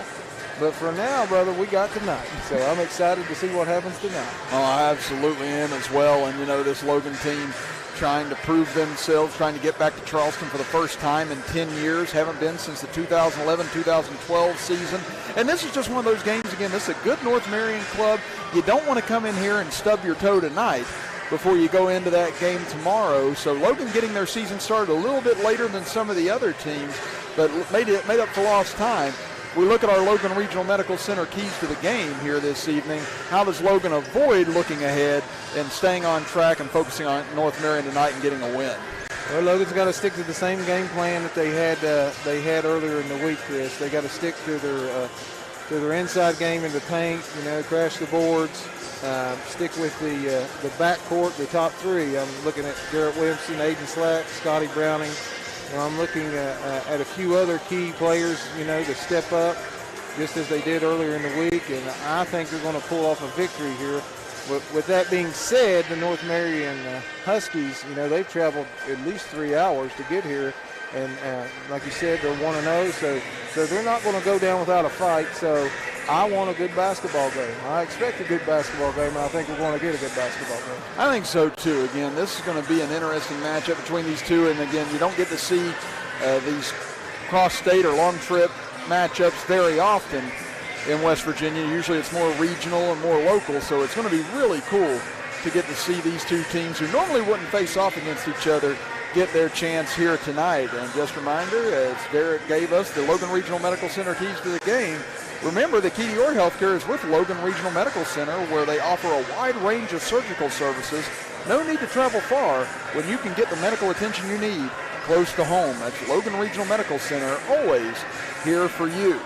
And again, we've had a lot of action already this week on WVOW. Again, we were here on Tuesday night for Logan and Scott, Thursday night Chapmanville and Sissonville. And just kind of alluding to that game with Chapmanville and Sissonville last night, you know, that was a good game for the Tigers. They're 3-0 now on the season to get things going. Blew out Sissonville 77-35, and you know, that's a Chapmanville club that really seems like, you know, with that young group that they had last year, still a somewhat young group this year, that they're really getting their stride together, and I think they're going to be off to a really good start and a really good season themselves after getting the state finals last year, kind of surprisingly. Absolutely. I think Brad's got his puzzle pieces laid out there, and he's building throughout the season, and like you said, you know, they've got a good start of the season. Of course, we know we watched Logan out here, and they have a good start of the season. And my man T.J. Blevin and the man Hillbillies, you know, they're doing good. So if you're a Logan County basketball fan, you should be excited for this year's basketball season, because we've got 3 top teams. You know, usually, you know, you just have 1 or 2 of the other, but all 3 teams. You know, you got the returning state champion, the man Hillbillies. You know, you got the number 2 seed Logan Wildcats, and you got the Chapmanville Tigers, like you said, who are looking really good this year. Ready for some basketball. Oh, I know, and that's what's so fun about this area, because it's a basketball area at heart, and we love it down here so much, and to get to see all 3 of these teams be as good as they've been again in the last, you know, 12 years now. You've had a Logan State Championship, you have Man State Championship, a couple of Chapmanville State Championships, and like you said, all 3 doing well so far out of the gate. Wouldn't it be something if all 3 of those teams ended up in Charleston for the first time? I mean, that would be amazing to go down there and get to see all 3 in the Civic Center. I know the Civic Center would be happy to have all 3 down there. Absolutely, absolutely. If you're a basketball fan and all 3 make it to the Civic Center, then you're going to get your money's worth, because if one of them were to happen, you know, to lose out of their class section, then you can always cheer on for the other 2.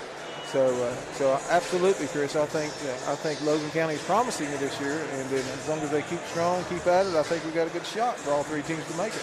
I do. I think it's going to be really special to have something like that happen, and hopefully we do get a chance to see all that happen. It'll definitely put me to work down in the Civic Center. Again, I love covering all that stuff, but yeah, you get all those teams down there. It'd be well worth it to go out and occupy all that space down there. They have to chase me off the floor. I know they want to anyway half the time. Well, I was thinking, I'm looking ahead as you're talking to me now, and I'm just hoping that you take me with you, Chris, if we go. So I want to be with you. Oh, it'll be a blast. And it'd be exciting, to call a game on the sideline there, but we're getting ready to start here, brother. Yeah, again, they're going to get ready for the introductions. And we'll see if they're going to do the pregame invocation or the national anthem here just shortly, because I did want to ask you a little bit about Kogar and Tackett and how well they played the other night. But we'll see if they're going to do the introductions first or if they're going to do the pregame invocation. I think they'll do that after the introductions. But again, going back to Tuesday night, talk a little bit about Jackson Tackett. 27 points, 21 rebounds in the game. Jackson Kogar, I'm going to get him right before this is all said and done. But Kogar, 23 points in the game, and Tackett missed a whole quarter with foul trouble. I mean, those two down low are going to be a mammoth nightmare for teams this year. Oh, absolutely. Both of them are two very physical players. The stats for last game speak for themselves. We had anticipated them having a good, strong game underneath, and they if one of them can't find the ball, the other one's going to find the ball. What I like so well is Tackett and Kogar, they play good off of each other. They read one when one's crashing the board, the other one, follows through. So that's what it takes, when you have two big men down low, two strong men down low to control the boards and control the tempo of the offense. I do, and I think that's what's going to be a huge difference because Logan already has the outside presence with Scotty Browning, along with Garrett Williamson, even Aiden Slack, out the threat from the outside. So whenever you can't just guard one area of the floor and then you've got the rebounding in case of misses down low, it makes things so much more difficult defensively for any team to try and match up with Logan. Oh, yes, absolutely. Chris, I have no doubt tonight, that they got the same game plan coming in here, and I think we're going to see the same thing. And hopefully we see the same numbers between them two. Like I said, hopefully they stay healthy, hopefully they keep after it, and hopefully we get to watch some good basketball. Looking at the starting lineups on both sides, as Logan being introduced right now with the light show, it is Scotty Browning, followed by Garrett Williamson, Aiden Slack, Jackson Kogar, and Jackson Tackett to get things going for the Wildcats tonight. On the other end for the Huskies, it'll be Tariq Miller, followed by Harley Sickles, Preston Williams, Cruz Tobin, and Malachi Funkhauser in the starting lineup for North Marion. Again, they won a tight game against Weir, 68-65. They did turn it over 18 times in that game, but trying to see if they can hold that down here tonight against this very quick, very strong Logan Wildcat defense and offense. Well, we're going to step aside now for a 2-minute break, and when we come back, it'll be time for the start of Logan versus North Marion here from Willie Acres Arena in the King Cole Classic, as you are listening to and watching Logan Wildcat basketball action with us right here on WVOW, West Virginia's premier sports radio station, and live on Video Productions. General Stores has served our hometowns for decades, providing those essential needs for the road of life. The LG family goes above and beyond to ensure that your experience is an easy one. That's why they offer the LG Rewards Card, a way to earn points for free drinks, coffee, and even discounts on fuel. Rest assured, you'll leave knowing they have your needs covered. And by the way, tell them Hug sent you. That's right. Little General Stores, your road's neighbor. Logan Physical Therapy wants to help you. Have you been injured at work or in an accident? Come to Logan Physical Therapy and Doug Hibbs will provide a thorough, careful evaluation and create a comprehensive treatment program that will get you back on your feet. Logan Physical Therapy, turning setbacks into comebacks.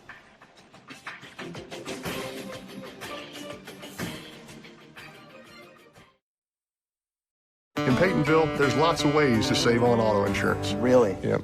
Very proud of that. With Smart Ride from Nationwide, they can get discounts for safe driving. Does she get one? Mrs. Carmichael, safest driver in Peytonville, takes a lot of work and effort to be the safest driver in Peytonville. What about this guy? With Nationwide Smart Miles, the less he drives, the less he pays. The list of inspiring stories goes on and on. I bet. I've never seen anyone do more with their retirement than you. I concur. You want it? Click it. Reserve it and drive it. Buy it at Thornhill. Buy it at Thornhill. Buy it at Thornhill. That's right. Getting your new vehicle just got easier. Visit any of our 6 locations and get a personalized experience in preferencing your next new vehicle. Tag one of our pre-built invoices. Or let's customize your exact features with our easy built-to-order process. All we have to offer with shopping ease at ThornhillAutomotive.com. Tag your new ride. Tag your new ride. Tag your new ride. Tag your new ride on the Thornhill Motor.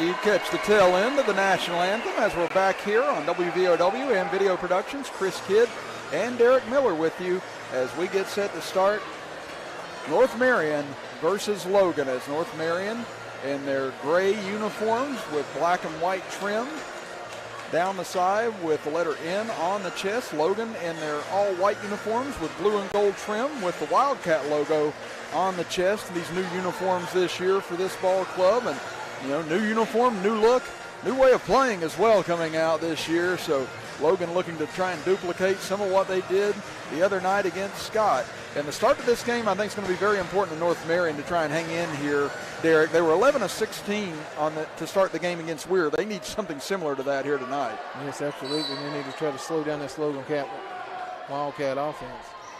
As tip is in the air, and we're glad you're with us here tonight on WVOW and Video Productions as Logan will control, going left to right across your computer screen and radio dial, with North Marion going right to left. As up top is Scotty Browning. Man-to-man defense for the Huskies. Browning pulls up from just inside the arc and buries his first jumper. Man, he is good. He is good. He can pull up from anywhere on the court, Chris. And he had 20 points the other night against Scott. Boy, hard to believe you get 20 points and you get overlooked in the game because of what Kogar and Tackett did. But Scotty Browning with a strong start to his season as Tobin gets it up to the top of the key. As Funkhauser goes to work against Kogar, cut off on the right wing, looking for help, gets it back out to the top of the key for Williams. Williams pulls up from the left side, and he's going to be fouled on the jumper, and that'll send him to the line just 44 seconds in, and that's Jackson Tackett. Now, that's one of the problems he had the other night, Derek. Picked up 3 fouls in the first half. He's an aggressive defender. He has to find a way to be able to control that and not get fouls early on. Yes, he does. I took a deep sigh there, when I seen Tackett playing as hard as he was there, but that's just his mentality. Like you said, you're going to have to find a way to calm it down some, but he's a physical player. That's why he does as well as he does, so we're going to have to watch that. As Williams hits both free throws, we're all even at 2 apiece. Again, this North Marion club last year averaged 54.8 points per game, allowed 53.8 in that 7-5 season. As Slack gets it in the left corner, dribbles over towards the left elbow. His jumper no good, but there's Tackett's on the board, and he's going to get fouled, and that is his specialty right there, Derek, the offensive and defensive rebounding. Even though he's not as tall necessarily as everyone else, he's like a Charles Barkley down there. You're watching on Video Productions, and you see 3 defenders trying to crash the board and get the ball, and here Mr. Tackett is in the middle, and he still somehow comes down with the ball and able to put it up for a shot and draw the foul. As he hits the first free throw. Again, last year he led man in free throw percentage, free throws made, free throws attempted, and ended up getting 32 rebounds in a game, which was a man high school record against Van. Had 21 rebounds the other night to go along with those 27 points. So now Tackett lining up his second free throw attempt. This one off the back iron, no good. Rebound by Williams as he fights through 3 people, but had it stripped by Slack. Then he shoved Slack to the ground. No call made, and the ball is out of bounds off the Huskies. They were getting a little physical on that play, Chris. I'm going to say Williams was just bulldozing through everyone like it was the Chargers and Chiefs game last night, trying to get through the line. So now they get it to Kogar on the left elbow. He'll get it out to Scotty Browning. Browning will penetrate in, had it knocked away and stolen, as here comes North Marion in the front court. Miller into the center, had it knocked away by Browning from behind, but into the hands of a Husky as driving baseline. Kogar with a rejection of Sickles, and here comes Logan as Williamson run out on the right side. Body check to the ground, no whistle. Ball was saved in bounds to Slack, but he had his foot on the baseline and out of bounds. And right now, here in the early going, a lot of physical play in the first 90 seconds. Yeah, the refs are letting them play for sure. There is a lot of physical plays here, Chris, like you said. So So I'm excited to see him, slow it down here, take better control of the ball. Miller able to cross midcourt and tried to go behind his back, and Browning comes up with a steal. Here he comes into the front court. Bounce pass to Tackett on the left side, goes up and under, can't finish, and Williams gets the board. He almost got that reverse in. He tried his best, stretched out there. That's a tough shot. Williams swings it over far side with 6:10 to go in the first quarter. They get it up top for Sickles. Drives in. He's rejected by Kogar. Again, the big man just able to swat that away. Now he's trying to go coast to coast, and there's going to be a whistle and a foul. They're going to get Funkhauser on the block. That'll be his first. Team foul number 2 against North Marion. Actually, it's going to be number 2 on Funkhauser. And he's going to have to go to the bench as Landon Frey will check in. Kogar may be big, Chris, but I'm telling you now, he can move good. He got that block shot, pressed it down the floor, drew the foul, crashing the boards. He's doing good. They dish it over for Tackett, about a 6-footer. He gets it to go in with one hand, and now he's got 3 points. 5-2, Logan leads it. Still early stages of the first quarter. Now we'll get a whistle away from the ball, and there's going to be an offensive foul on Preston Williams. Again, that physicality caught up with him on that play as he's called for the push-off.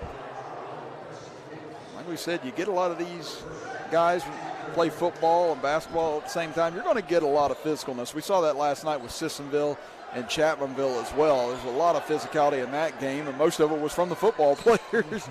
So hard adjustment getting right off the gridiron and coming into a basketball setting as Tackett tries to drive in left side, but he's going to get called for traveling. It's good defense that time by Frey.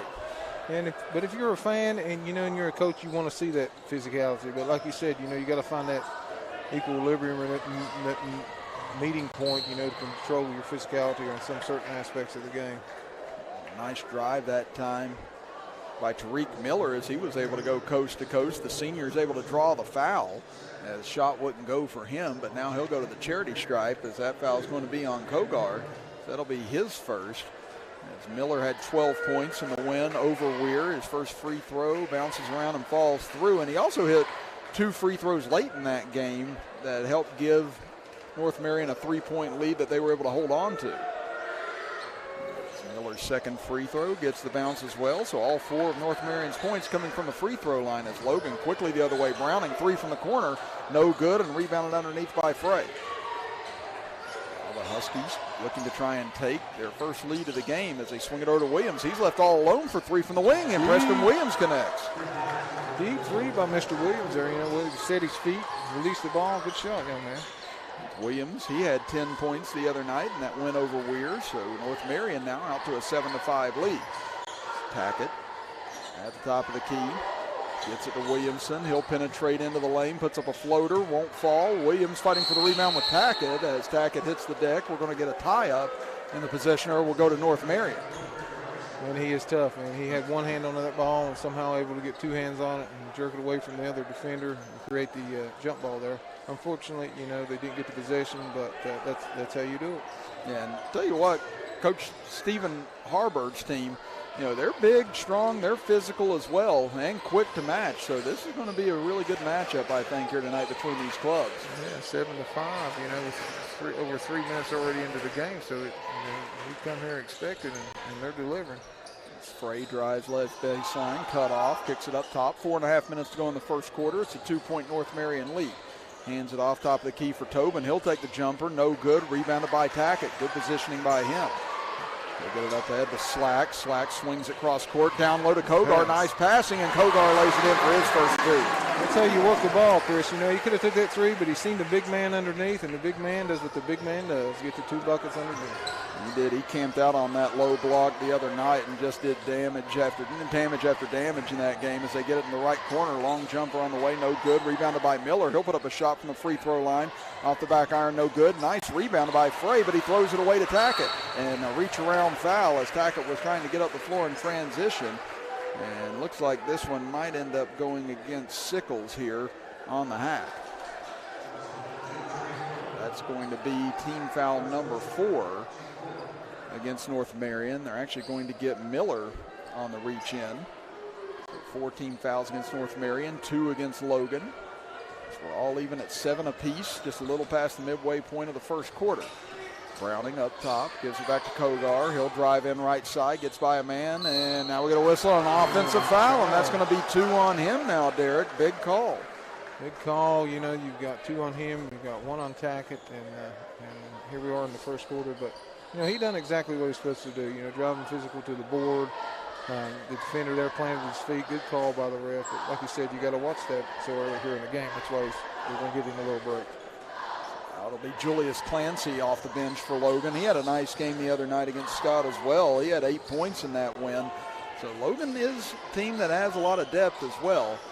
So sometimes losing some men won't necessarily be the worst thing in the world.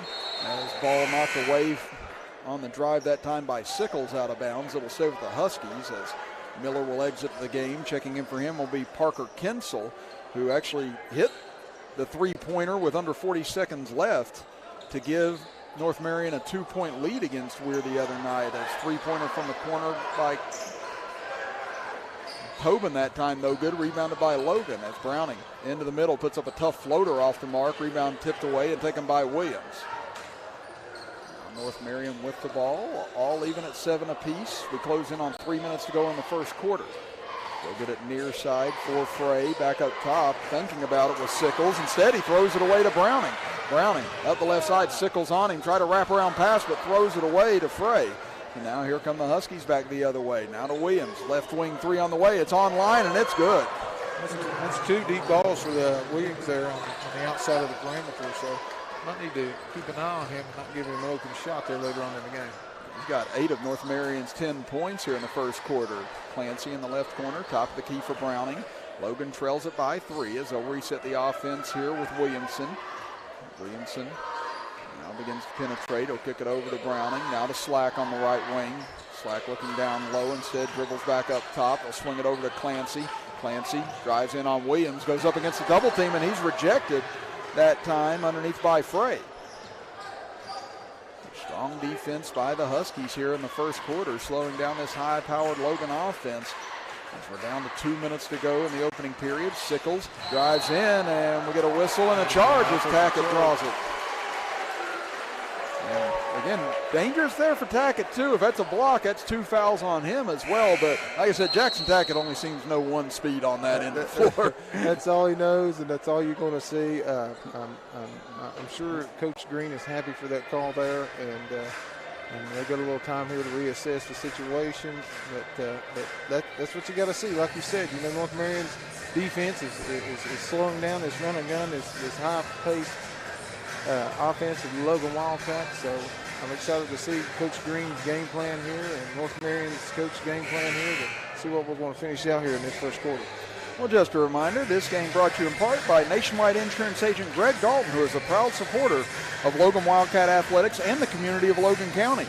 For auto, home, life, and business insurance, call the Greg Dalton Agency at 304-752-8300. Greg Dalton Insurance with offices on Main Street in Logan and Main Street in Chapmanville.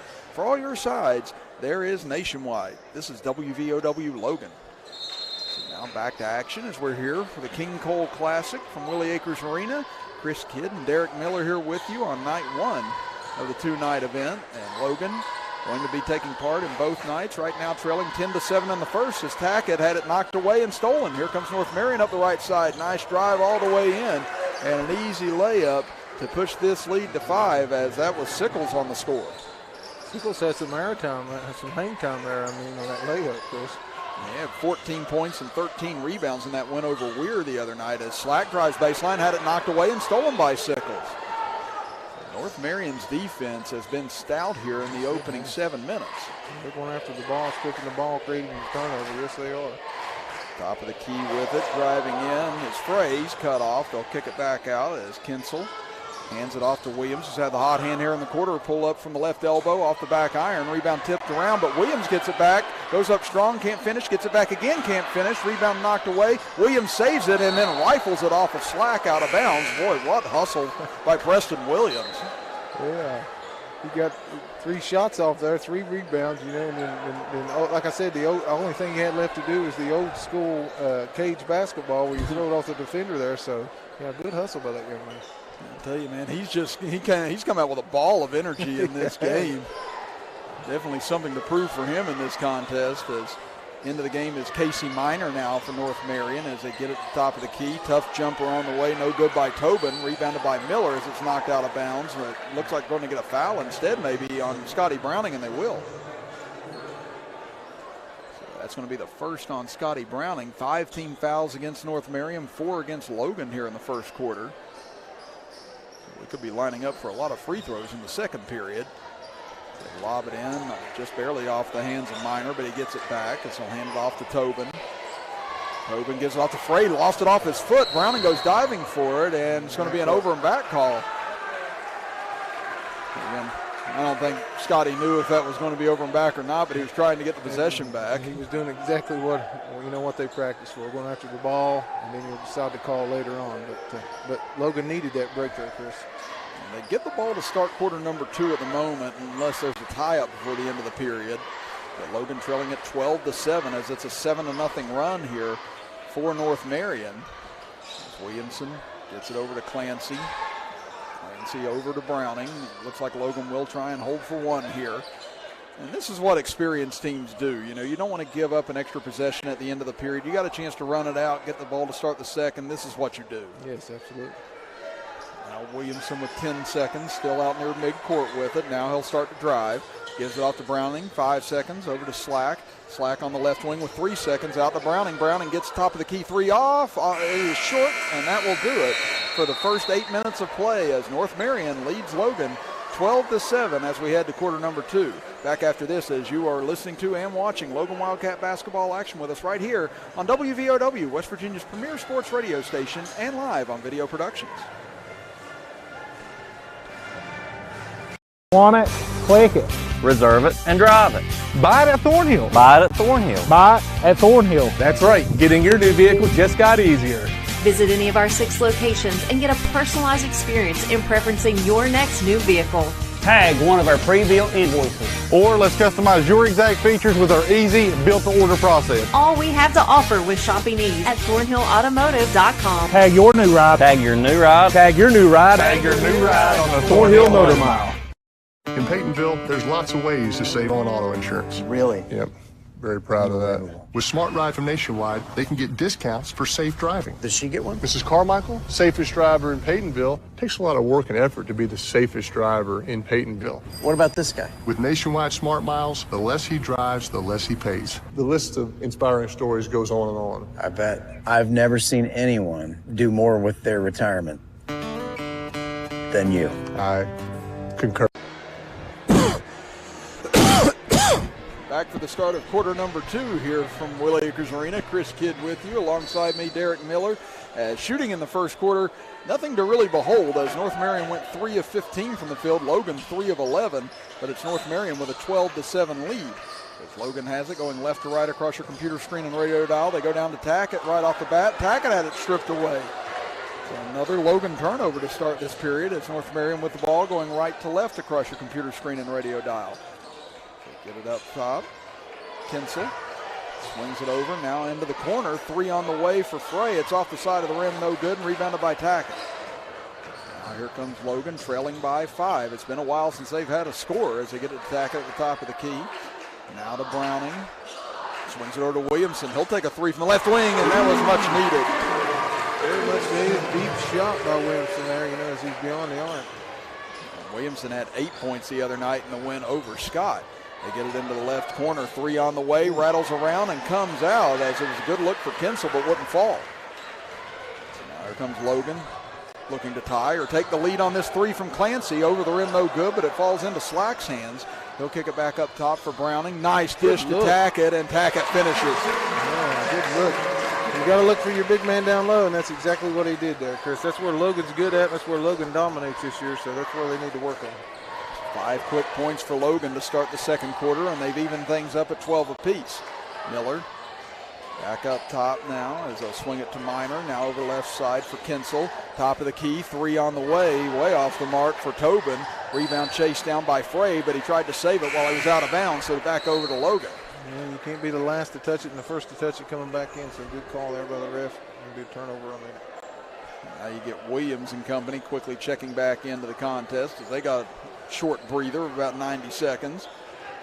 And now Logan has a chance to take the lead back here on this possession. Williamson over to his right, cut off, gives it to Browning. He'll lob it down low for Tackett. Tackett up against Preston Williams, goes up the left hand, can't get it to go. Williams able to save it, tried to throw it off of Tackett, but it ricochets right into the hands of Kinsel. Williams must be a baseball player, Chris, because that's 2 times, he's tried to throw that ball for defender, and that ball looks like it's going about 75 mile an hour. Well, tough drive that time for Kinsel. He's going to be fouled on the play. But, yeah, it's funny because the kids in class sometimes, if somebody, or they've said if someone throws something outside at one of the other ones, they say, God, why don't you go out for baseball already? Why are you doing it? It's like basically saying, this isn't the time and place for this. Yeah. Go down and see Mr. Rates. It just reminded me of that again. I got my shop boys in 4th period who just absolutely crack me up, and they'll bust on each other. It's a wild 4th period. Kinsel hits the first, able to connect on the second as well. Again, he hit 3 threes in that game against Weir as well, and he gets his first 2 tonight. 14-12 North Marion. Tackett gets it down low, found a little crease and was able to take it right in for the layup on Sickles. Good awareness by Tackett there underneath the basket, knowing where he's at. Little stretch back, pump fake, good shot in. Well, and Sickles answers right back on the other end as he was able to beat the defense down the floor, and he lays it down on the left side. Now Williamson quickly the other way, spins into the paint, and he's going to get raked across the arm. And you see if they call this shooting foul. It appears they will. So I think they're going to get Miller on that foul. That's going to be number 2 on Tariq Miller. Now you get Garrett Williamson going to the free throw line. It's 5:26 to go here in the opening half. 16-14 North Marion as Williamson connects on the first. Logan 2 of 3 from the free throw line. They were 9 of 13 from the line the other night against Scott to go along with those 5 3-pointers they hit. And Williamson buries both. All even at 16 apiece. Long pass up ahead. Tackett got a hand on it, but it goes right into Kinsel's hands. His jumper off the mark. Rebound taken away by Logan. Tackett will swing it over to Williamson as they cross the timeline. Williamson into the middle. Pull-up jumper from inside the arc. Rolls out. And rebound taken by Miller. Miller will run it up the floor against Slack on the right side. As Kogar gets off the bench looking to check back in with those 2 fouls. Top of the key. Sickles trying to direct traffic. Gives it over to Tobin on the left wing. Tobin back up top for Williams. Williams drives to the right elbow, kicks it out. Sickles will go for 3 straight on. Misses everything, but Williams on the rebound. Can't hit the reverse layup, and Slack with the board. Here comes Williamson up the floor. Nice dish to Tackett on the left block, and Tackett will lay it in, and that's going to draw a timeout from Coach Harbert with 4:37 to go here in the first half. It'll be a 30-second timeout, so we'll keep things here. But Jackson Tackett taking over again here, Derek, as that's 9 points in the game, 6 of those coming already here in the second. Well, you got to find him underneath. Once you get him the ball underneath, he's going to create contact or he's going to make the basket. So good look, good pass by Logan there to find Tackett underneath. Both these teams, like you said, that they're putting up the shots. It just seems like not a lot's going in, Chris. And again, the running of him up down the floor too. I mean, Tackett just has a motor that doesn't seem to stop. I mean, the kid is just incredible up and down the floor. But you look at these shooting percentages, Derek. If you're North Marion, if you look at those stats, you wonder how in the world they're even in this game right now. 4 of 23 from the field for the Huskies. Logan has improved to 7 of 18, but man, oh man, that has been really ugly, and turnovers have not been helpful on either side. Both have 8 turnovers here in the first half. You don't reckon they went up and they had all that good grub that they got up there on the stage, do you? You haven't been up there yet, have you? No, they boarded me off from that. They know the damage I'll do if I get up there. You got to feed the players. You and Derek just stay on the radio. Here's your popcorn. Go away. As out of the timeout, Williams dishes it back to Sickles, whistle and a charge. And who else but Jackson Tackett taking the punishment. Yeah. Planted his feet there. He knew what he was doing. Had to draw the charge. That's Sickles. That's going to be number 2 on him. So you got Miller, Funkhauser, and Sickles with 2 fouls for North Marion, with Kogar with 2 fouls for Logan. That's 17 fouls now against North Marion. Kogar just checking back into the game, it looks like. I mean, I didn't see him, so he should be rested up. So I'm excited to see him get the ball down to him. And he's just got to be careful here with the 2 fouls. Yep. So lob it down to Tackett on the left block. Williams trying to body him out. Tackett fighting for position. Turnaround jumper, no good. Williams trying to grab the rebound and finally does. The ball looked like it had Crisco on it there for a second. Nobody was able to grab it.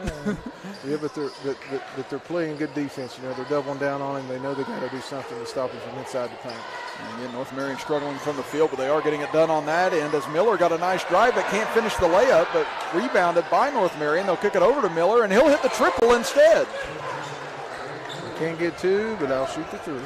Yeah, and that was a break for North Marion, I suppose. They regained the lead now at 19-18. 3:40 to go here in the second quarter. Williamson driving in on the right side, cut off, and a double team. Tough pass up top, but wow, what a catch by Tackett. Drives in, man goes down, and Tackett hits the short jumper, and he screams at Williams after he does so. Yeah, he's fired up. All right, Jackson Tackett into double figures now with 11 points. It's 20-19 Logan. Williams in the backcourt. Pass up ahead as a pump fake by Tobin. Kicks it back up top. Miller free for 3 again, and he hits again. You can't leave him wide open like that, man. He's going to shoot. Good shot by Mr. Miller.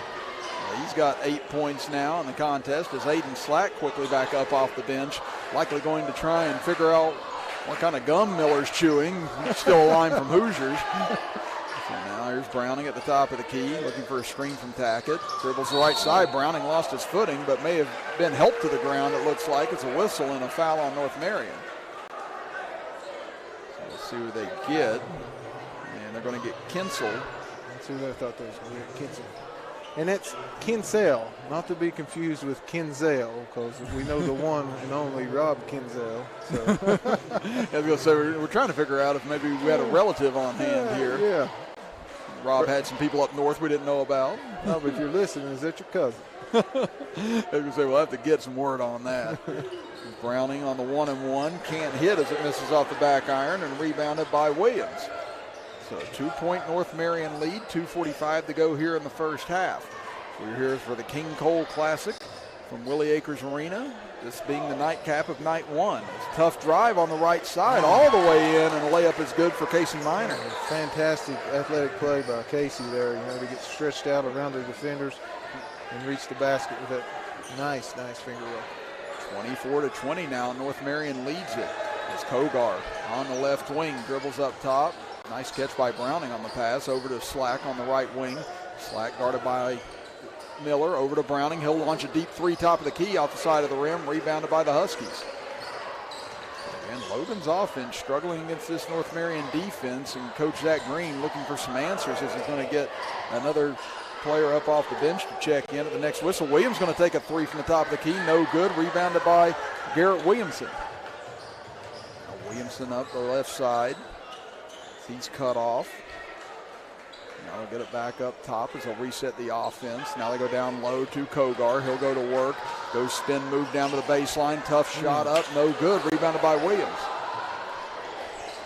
Down to 1.5 minutes to go here in the first half, and North Marion leading it 24-20. So swing it over left side for Miller. Now back up the top of the key. Minor swings it over far side. Tobin now back up top for Williams. Williams now to Miller, who's hit a couple threes this quarter. Pump fake, steps inside the arc. Long 2, and wow, he's got the touch right now as he got the very friendly roll. Yes, he did, man. Put that back spin on it. You know, let the rim do the work. Good shot. 26-20, the largest lead of the half for either club with 55 seconds left. Tackett on the left elbow spins, and he's going to get called for a travel. And now it's Williams clapping in the face of Tackett. And now the officials telling both of them to knock it off after Tackett screamed at him, and now Williams came right back at him. Now you got Browning and Kogar going to the bench here. As Derek Browning into the game. Don't have a number for number 34 for Logan, unfortunately. So we'll try and see who that is maybe after the break. Down to 52 seconds left in the half. They inbound it in the backcourt. Logan applying pressure. Kinsell almost fell down against Williamson.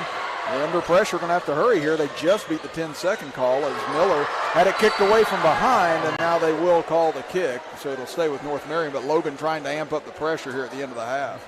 You see Miller on his dribbles there? He He was behind his back, through his legs. I thought, man, which way is he going to go here? He does. He's got a real nice handle. Yes, does he this does. senior guard. Well, he'll get it in the backcourt here. Again, Miller's had 10 points here in the first half.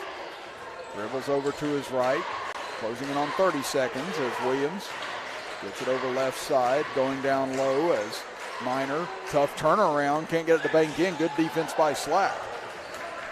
Now Logan, possibly the last look of the half here with 17 seconds left. Williamson trying to clear everyone out. 26-20 North Marion. Williamson out at midcourt with 10 seconds. Now goes to work, down to 6, over to his right. Gets into the paint, turnaround jumper. He's hit on the play, and he'll go to the line to shoot 2. You need both of these free throws here, Chris, before going into half. Only 2 seconds left and to get till halftime there. So let's see if he can put the work in here. Williamson, 5 points on the game, all of those this quarter. He's 2 of 2 from the free throw line as his first one up. Rattles in and out, no good. So Logan now 3 of 6 from the free throw line here in the first half. Still another one to go here for Williamson. This one up, and this one does rattle home. 26-21, North Marion with 2.8 seconds left. Long heave up ahead, intercepted by Tackett. Gives it to Williamson. He'll heave from beyond midcourt, no good. And that will do it for the first half of action as North Marion leading Logan in a slugfest right now, 26-21 after the first 16 minutes of play. Derek and I will step aside for a 2-minute break. When we come back, we'll talk about the first half of action here from Willie Acres Arena as you are listening to and watching Logan Wildcat basketball action with us right here live on WVOW, West Virginia's premier sports radio station, and live on Video Productions. General Stores has served our hometowns for decades, providing those essential needs for the road of life. The LG family goes above and beyond to ensure that your experience is an easy one. That's why they offer the LG Rewards Card, a way to earn points for free drinks, coffee, and even discounts on fuel. Rest assured, you'll leave knowing they have your needs covered. And by the way, tell them Hug sent you. That's right. Little General Stores, your road's neighbor. Logan Physical Therapy wants to help you. Have you been injured at work or in an accident? Come to Logan Physical Therapy and Doug Hibbs will provide a thorough, careful evaluation and create a comprehensive treatment program that will get you back on your feet. Logan Physical Therapy, turning setbacks into comebacks.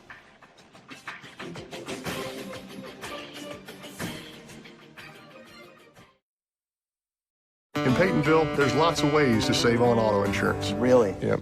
Very proud of that. With Smart Ride from Nationwide, they can get discounts for safe driving. Does she get one? Mrs. Carmichael, safest driver in Peytonville. Takes a lot of work and effort to be the safest driver in Peytonville. What about this guy? With Nationwide Smart Miles, the less he drives, the less he pays. The list of inspiring stories goes on and on. I bet. I've never seen anyone do more with their retirement than you. I concur.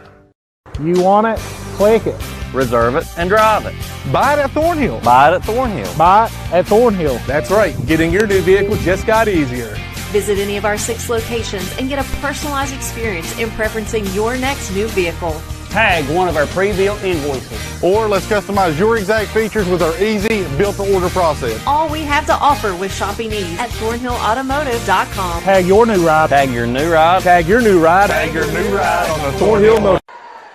26-21, North Marion leads Logan here at the half. Chris Kidd and Derek Miller with you, with Terry Bucklew engineering back in the WVOW studios on this Friday evening, with Garrett Lester with us on video productions engineering, and Lisa Grayley, our camera person for tonight's broadcast. And again, first half, a little bit of a surprise at the way this game going thus far. Again, it's been very physical, very defensive oriented, and North Marion's strength has been able to match up with Logan, and it's kind of negated some of their speed because of North Marion's guard play. So this has been a very difficult matchup considering the size and the strength of North Marion thus far. Absolutely. You know, they're playing physical, they're playing man, they're playing man defense, they're pressing up on the ball.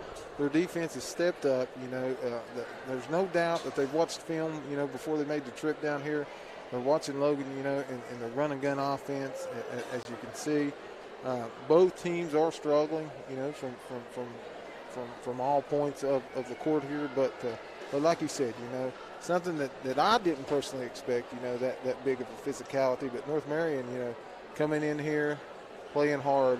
That's why you see it 26-21, Chris. Yeah, and as we've talked about throughout the half, the shooting from the floor hasn't been its best. But whenever you see some of the shots that these defenses have forced a lot of these typically good shooters into, it's understandable, because if you look at it here on video productions, Derek, you see North Marion shooting 8 of 30 in the first half, 27% from the field. Logan shooting 8 of 22 for 37% of the field. But a big difference right here is North Marion hitting 4 3-pointers in the first half, Logan only hitting 1, and North Marion 6 of 6 from the line, Logan 4 of 7 from the line. So that right there turns out to be the big difference, is the 3-pointers and the free throw shooting for North Marion. Absolutely. North Marion making some big shots, outside of the perimeter when they need it, stepping up at the line. Like I said, stepping up on the defense. Logan's going to have to come out here in the second half. They're going to have to reevaluate their game plan. Maybe slow down their offense a little bit.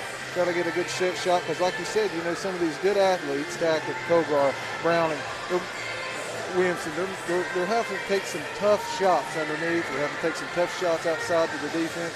So they're going to have to. I think they're going to have to work around the ball more. Try to find the open man. As you could see, when they found the open man underneath, they was there to score. So I'm excited to see what we're going to do here in the second half. I agree. And, working the ball around quick like that, like you said, it did open up a lot of opportunities for Logan down low, and you saw Tackett still have a good first half. Having Kogar down with foul trouble for a lot of the first half obviously wasn't helpful either. But, again, only trailing by 5 after having that difficult of a half. Not too shabby for the Logan Wildcats, and we want to thank Garrett Lester, our engineer, statistician, Mr. Everything over here on Video Productions, helping us get all these statistics to you. Again, Gary, you deserve to pat yourself on the back. Heck, I'll even give you one. Why not? Come over here. I think his mustache needs a pat, too. Look at that mustache, Chris. Oh, it's Civil War-esque. I'm not going to lie. I think he's in charge of the 36th Regiment over here as well. I should have got him mid-drink on that one. I'm jealous. I am too. I can't grow that. I got some questions for you after the game here, brother, because, I had if you follow me on Facebook, I had a little interesting comment from a guy with a huge mustache. I just want to know if that's you. Oh, it is. Garrett does such a good job helping us out here on video production, so we're glad he's with us here tonight for the King Cole Classic. And, as we head towards the second half, let's take a look here at the scoring on both ends. We'll start with North Marion, as Tariq Miller leads the way for them with 10 points. Then you have Preston Williams had that hot start, had 8 points all in the first quarter for him. Then Harley Sickles with 4 points, Parker Kinsel with 2 points, and Casey Minor with 2 points to round out the scoring for North Marion. On the other end for Logan, being led by Jackson Tackett with 11 points, followed by Garrett Williamson with 6 points, and Scotty Browning and Jackson Kogar with 2 points apiece for the Wildcats. So as we close in now on the start of quarter number 3, I think the start of this third quarter might tell us how this second half's going to go. Again, Logan came up with a nice burst in the second quarter to tie the game up, but then North Marion just kind of reasserted control about midway through that quarter. So can Logan sustain a nice run here to try and get ahead, put North Marion on the defensive, and see if they can come up with some shots, because thus far it's been North Marion kind of dictating play. Yes, absolutely. It's amazing to see, a team that you wouldn't think would play that good of a defense come out here and play that good of a defense. Like I said, I don't necessarily follow North Marion's basketball squad. But coming out here watching them warm up and stuff, these guys are physical. These guys are playing tough. And Logan's going to have to come out here, like you said, with a different game plan. Step up, make the shots, work the ball around underneath. Again, here at the half, it's 26-21 in favor of North Marion over the Logan Wildcats. We'll step aside for a 2-minute break, and when we come back, it'll be time for the start of quarter number 3 here from the King Cole Classic, as you're listening to and watching Logan Wildcat basketball action with us right here on WVOW, West Virginia's premier sports radio station, and live on video productions. In Peytonville, there's lots of ways to save on auto insurance. Really? Yep.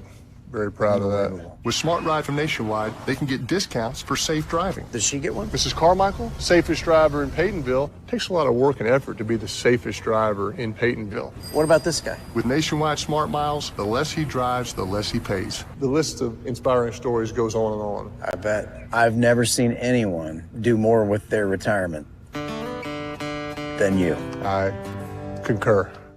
Little General Stores has served our hometowns for decades, providing those essential needs for the road of life. The LG family goes above and beyond to ensure that your experience is an easy one. That's why they offer the LG Rewards Card, a way to earn points for free drinks, coffee, and even discounts on fuel. Rest assured, you'll leave knowing they have your needs covered. And by the way, tell them Hug sent you. Little General Stores, your road's neighbor. Did you know that 1 in 8 women will develop breast cancer in her lifetime? At Logan Regional Medical Center, your breast health is important to us. Our caring staff uses the latest technology, like 3D mammography, in a comfortable and welcoming environment to help you stay on top of your health. Speak to your provider about a 3D mammo at Logan Regional Medical Center. Always here for you. At Tiger's Ice Cream and Grill, we have a huge menu offering home-cooked dinners, hamburgers, tacos, hot dogs, pizza, Philly steaks, and desserts, including, of course, ice cream. Ask about our weekly home-cooked dinners. We have an everyday hot dog special, 6 hot dogs for $5.99, or $5 14-inch large grab-and-go pizzas made from our fresh homemade dough. So visit Tiger's Ice Cream and Grill, located beside the old IGA in Chapmanville, just off the Crawley Creek exit of 119. 26-21, North Marion leads Logan as we get ready to start quarter number 3. Chris Kidd and Derek Miller here with you. Garrett Lester, our engineer on video productions. Lisa Grayley, our camera operator on video productions. And Terry Bucklew, our engineer on WVOW back in the station, just less than a mile from us. And over on video productions as well, Polka taking on Tays Valley Christian, 36-28 in the third quarter of that game. Again, you got McNeely going to Virginia. You got a kid from Tays Valley going to WVU in that game. So a lot of key talent and a lot of games here tonight around the state of West Virginia. Yeah, I love watching, I love tuning in and watching and catching up the scores throughout the state and following certain players and certain teams. But tonight we're here. Second half is the best half, Chris, so here we go. Well, let's hope so for the Logan Wildcats as they get to start on defense here, and they'll come out in a 3-2 as Williams gets it in the left corner, puts up a 3, misses everything. Rebounded by Logan. Williamson up ahead to Kogar, gets free on the right block. Counted in the foul for Jackson Kogar. Big man broke it down the court there, Chris. Wide open layup. Not only does he make the shot, but he draws the foul. Logan is right back into this. Again, on our replay on video productions, again, Williams tried to sky and go for the block, but right there, again, as big as Williams is, he's not quite as big as Kogar, as Kogar misses on the free throw, rebounded by North Marion. And the Huskies going left to right across your computer screen and radio dial here in the second half. Logan right to left as pass inside, tipped away by Tackett and stolen. Here comes Browning up the floor, over to Kogar on the left wing. Kogar back up top to Browning. Dribbles over to the left side, now baseline jumper, tough fadeaway. Yeah, that one was short. And rebounded by North Marion. Now here comes Miller up the right side. He had the hot hand in the first half for North Marion. He'll jack up a 3 here. This one online but short, but it's a long rebound. Comes out to Tobin. Goes inside for Sickles. He's trapped. Back over to Tobin. Now he's looking, fires cross court, dangerous pass, but it finds its man. Now Williams gets it in the left corner. Lobs up a pass, back into the middle. Sickles, he'll take a jumper from inside the free throw line and connect. And they had to work for that shot there. Logan had some good defense on that, Chris. 28-23 now, North Marion. But yeah, I'm like you, almost several times on that possession. Logan nearly came up with a turnover. So Slack on the left wing, looking down low, kicks it back up top for Browning. Browning swings it over for Williamson on the right wing. Now he'll dribble up to the top of the key. It's number 2 Logan, trailing it by 5 here, early stages of the third quarter. Williamson over to Browning, deep 3 wide open, no good off the back of the iron. Rebound tipped around. What a save by Tackett on that. Now he'll go back up on the left side, too strong, chases it into the corner. Tackett gets it, throws it off of Miller, and it'll stay with Logan. What a play by Jackson Tackett. Jackson refused to turn over the ball, though. You know, he not only did he get the rebound, he made a tough shot, and then after he shot it underneath, he followed it out all the way out of bounds. Good job. Kogar gets the inbounds pass, fakes a pass, and gets a nice banker to go. Again, what a fake by Kogar to create that space. Now he's got 6 points in the game, 28-25, North Marion. Pass gets away from Miller, but he chased it down, and now he does lose it as Tackett came out on him. Turnover. If you're Logan, this is where you need to be, you know, to try to even this score out, close it out. 5:52 to go in the third quarter. It's 28-25, North Marion leading Logan. And both teams 1-0 on this young season. Logan has gone all the way up to number 2 in Class AAA. And they have number 1 Shady Spring tomorrow. But right now their hands absolutely full with North Marion as Williamson 3 from the left wing, and Garrett Williamson ties it up. Garrett Williamson banging the 3 from deep downtown. Great shot by him. And that's going to get a timeout now from North Marion, a 30-second timeout with 5:29 remaining here in the third quarter. So we'll stay here as you see on our instant replay on Video Productions. Tackett able to find Williamson, and Williamson cans the 3 as that the second 3 of the game for Williamson. 9 points for him now, and only 1 3-pointer in the first half for Logan, and that being their second. That's something if Logan get their outside shooting going, because Scotty Browning only with 2 points thus far, but if they can knock down some threes, could really cause that defense to stretch out a little bit more and create some opportunities down low. Absolutely, because you know you got some good shooters here on this Logan ball club, just like that, for instance, on that instant replay. You know, you see Williamson, not only did he have to pull a tough shot 3, but he had 2 hands in his face, head full of hair. He had everything on it, Chris. Well, now we go back to action, and it's North Marion ball. All even at 28, so Logan, just like they did in the second quarter, erased a 5-point lead quickly. Now can they sustain it? They get it up top for Sickles, now to Miller on the right wing. Miller will hand it off near side for Tobin. Now back up top for Sickles. Over to Williams on the left wing. Up against Williamson. Drives baseline on him. Tries to go up and under, and he's rejected. Rebounded, though, underneath by North Marion. Trying to get it out is Funkhauser, and finally does. Long 2 on the way from the left side. No good. There's Sickles, on the board. Gets it to Williams in the right corner. Williams now to Miller. Puts up a floater. Looks like it was blocked by Tackett. As Slack able to save it. Up ahead, Tackett. On the defense. Too long, but he's able to save it again. Now Browning has it, drives left baseline, and boy, what a sequence of events there, and it ends with Logan now in the lead. Very exciting basketball right there, Chris. 7-0 run now for Logan as they've regathered the lead. Inside, Sickles has it knocked away by Browning. Here comes Logan, 3-on-2, over to Slack. Slack lays it in on the right side. And running Wildcats coming alive here, Chris. Finding the opening seams, man down floor, fast break, getting the 2. And now the pass from Miller gets away from Williams and out of bounds. And Logan now has taken control. Could the dam possibly be ready to break here midway through the third for the Wildcats? We've got everybody on their feet there for a second. Got me on our feet there. This is why I come up here. This is why I love it, man, this basketball. It's a 9-0 run for Logan after they trailed by 5. They now lead it by 4. Kogar in the left corner. Dribbles back up top. Finds Williamson on the left wing. Gets a screen. Kogar rolled to the rim. Williamson just didn't see him at the last minute. Now it'll be Williamson driving baseline. Kicks it out to Slack. Slack, 3 from the right wing. Count it for Aiden Slack. I believe Logan has broke the down here, Chris. Finding the open man, getting the shot. Great job. It's now a 12-0 run for Logan here in the third, and now it's North Marion having to try and gather themselves. Miller, top of the key, pulls up. His shot blocked, but they're going to call Browning on the foul as he thought he got all ball. You can hear the crowd definitely displeased with that call there, Chris. And boy, if he would have gotten that block and steal and run out, the roof might have started to come off this place. Yes, it would have.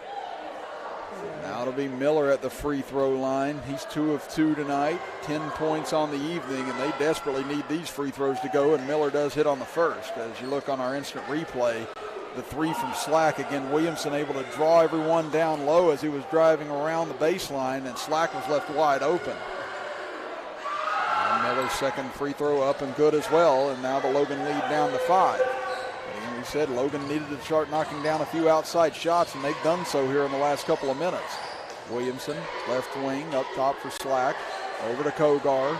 Kogar penetrates to the elbow. He's tied up, and Miller does get the tie up. Possession, though, does stay with Logan. Good job by Miller there, to find the ball, get some hands on it, get the tie up. And that's what North Marion's going to have if they're going to stay in this right now and try and claw back. They've just got to get a couple of stops together because Logan's been on a roll here. Yes, they have. They get it into Slack on the right wing. He'll hand it off to Williamson as he'll dribble out towards midcourt. Now over to his left, looking for help. Almost had it stripped away by Tobin. Now Williamson dribbles into the paint. Short little runner, no good. Rebounded by North Marion. They get it up ahead to Tobin on the right wing. Tobin steps inside the arc for a long two, no good. Rebounded, though, by the Huskies and shoved to the ground. It's going to be on Kogar, Chris. And Frey was shoved to the ground, and like you said, Kogar does pick up the foul, and that's number 3 on him.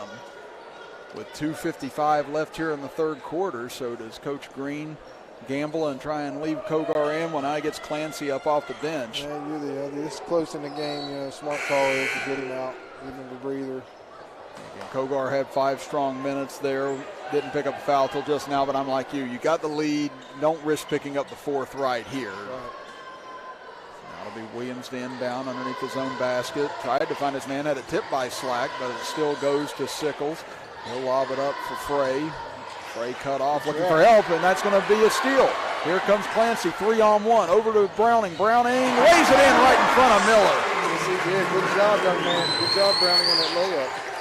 And that was a heck of a take by Scotty Browning. Miller was draped all over him and still put it in over top of him. Up top, Williams. Oh, and looked like he carried, and yes, he did. A carry called. Williams wanted to pass it there, then tried to go back to a dribble, but he definitely palmed the ball. Yes, he did. And Logan has ramped up this defense big time here in the third, as they've held North Marion to only 1 field goal and 4 points in this quarter, as they've outscored North Marion 16-4. Browning, pump fake on a 3, dribbles to his left, gives it to Williamson. Williamson to the left elbow, almost gets tied up, dishes off to Tackett. He gets free, but what a block from behind by Williams. Great defensive play there for the Huskies. Tackett was looking for a foul there, but didn't get it. But good play by him. 37-30, Logan leads it, their largest lead of the game. Largest for North Marion was at 6. Get it up to the top of the key for Frey. He'll dribble over, gives it off to Miller in the left corner. Down low they go. Tackett all over his man. Tough jumper, no good by Sickles. Saved by Slack. And tried to throw it off of Williams, and Williams was standing out of bounds when it made contact with him. And Logan wanting a technical. Yeah. Yes, I think Sickles grabbed it after the save and went up and dunked it. But the officials don't call it on that, and I don't think needed to anyway. No. Because, again, Sickles, I think, thought maybe there's continuation. It already started his way up, so good no call by the officials. Williamson over to his right, 7-point Logan lead. Browning, no good on the 3 as it's short, rebounded by North Marion. And down to a minute 20 to go in the third, almost a steal, but Williams able to break away from it. Now numbers for North Marion as they go underneath. Reverse layup, no good for Sickles. Now Logan on the other end has numbers. Williamson passed too long, but he's able to save it. Browning quickly to Tackett, and he's fouled by Williams. And Williams slammed the ball in frustration that time after the play, as that could be a 4-point swing off the miss for North Marion. Good hustle, good play by the Wildcats there. Just couldn't come up with it, but good job by Tackett knowing where he's at, going up front with the ball and drawing the foul. Tackett 11 points tonight. Again, had 27 points and 21 rebounds against Scott on Tuesday. It's 1 of 2 from the line. Make it 2 of 3 as he hits his first. What's that put him up to now, 15? 12 on the game. 12. I'd say he's probably around 15 boards, though. Yeah. Now a chance to push this to a 9-point lead, 38-30 Logan. And Tackett converts both. 18-4. Logan has outscored North Marion here this period. They get it over right side. Looking down low, wide open is Sickles. He'll go up, but he misses the bunny. Tries to get it back, goes up again. And again, there's a lid on the rim for North Marion as both easy layups refuse to fall. Now here comes Williamson. 48 seconds left. Can Logan end this quarter in a flurry as they have this whole 7 minutes? Williamson drives in right side, layup no good, but he's fouled on the play. On the line shooting 2 on that, Chris. Yeah, like he said, there must have been a lid on the other end of the floor there. He shot like 6 times, and each time, I thought it was going in, but somehow it just came out. Well, it is, and I think, just the pressure from Logan's defense, it speeds you up. It makes you rush, and Sickles never really went up with a whole lot of confidence in what he was doing, because I think he was expecting someone to come and try and strip him from behind as Williamson hits the first. He's now into double figures with 10 points. As Kogar is going to check back in here with 3 fouls. Also checking in will be Darius Hall. He was our mystery man in the first half for Logan. We were able to figure that out during the break. And it looks like Hall's going to be checking in for the shooter if Williamson can hit the second, and he does. Chris, if you wanted to know who Darius Hall was, you should have just asked, brother. I would have told you. And again, Garrett Lester informing us North Marion 1 for 11 this quarter from the field, as they've only scored 4 points overall, and Logan has taken command here in this period. Down to 30 seconds left. 41-30 Logan here in the third. Frey kicks it out to Miller. Miller with 21 seconds. Nice entry pass that time, but again a missed layup and a hard foul from behind as Tackett got shoved by Frey. And you can sense the frustration now from North Marion as they're just taking it out wherever they can. Yes, they could, man. Tackett got hit hard in the back of the head on that rebound there, Chris. That's going to be the first on Frey, and Logan will get possibly the last look of that quarter. Again, North Marion now 1 for 12 from the field this period, along with 8 turnovers overall.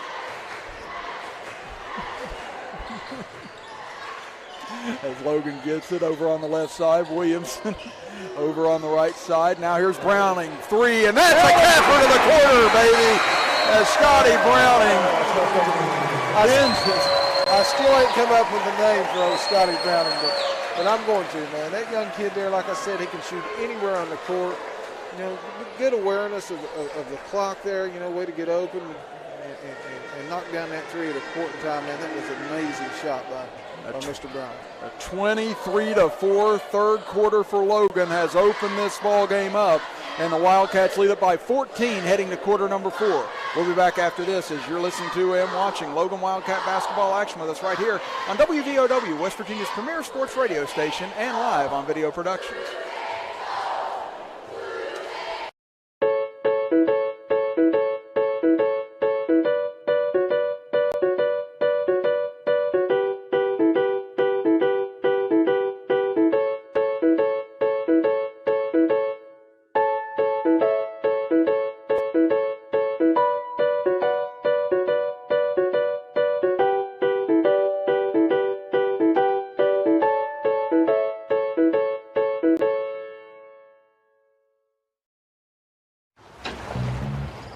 Welcome to Allstate,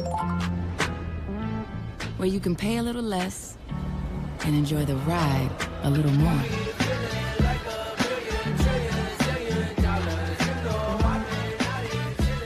Now get new lower auto rates with Allstate, because better protection costs a whole lot less.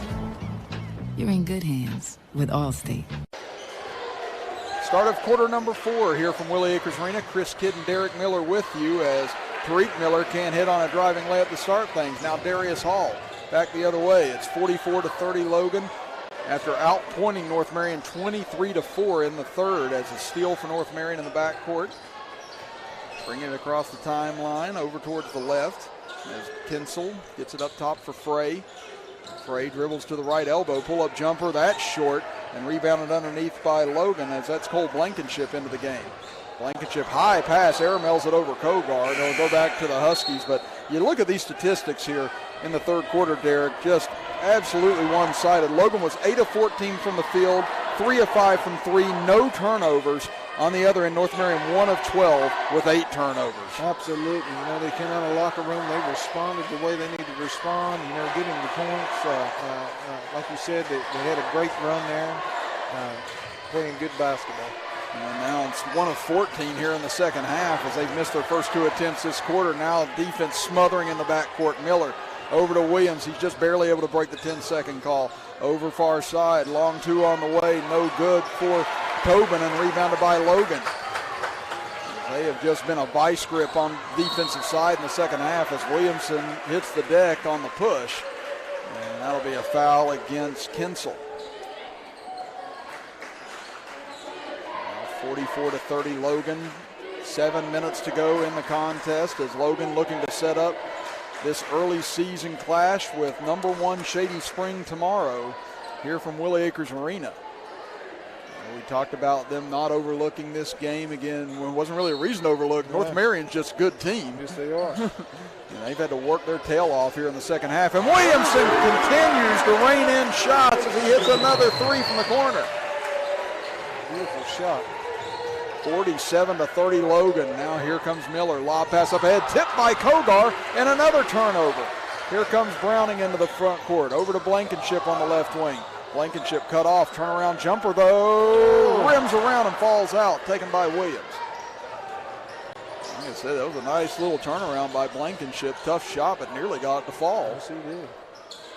Here's Miller with 6:25 to go, 17-point Logan leading, and they trailed by 5 at the half, did Logan, and they have just absolutely dominated this second half. Miller in the right corner. Now dribbles to the elbow. Gives it off to Williams. Williams guarded by Kogar. Swings it back up top. Trying to find some space. It's Kinsel. Instead, we'll give it over to Williams. Again, he hasn't scored since the first quarter, and he can't hit here.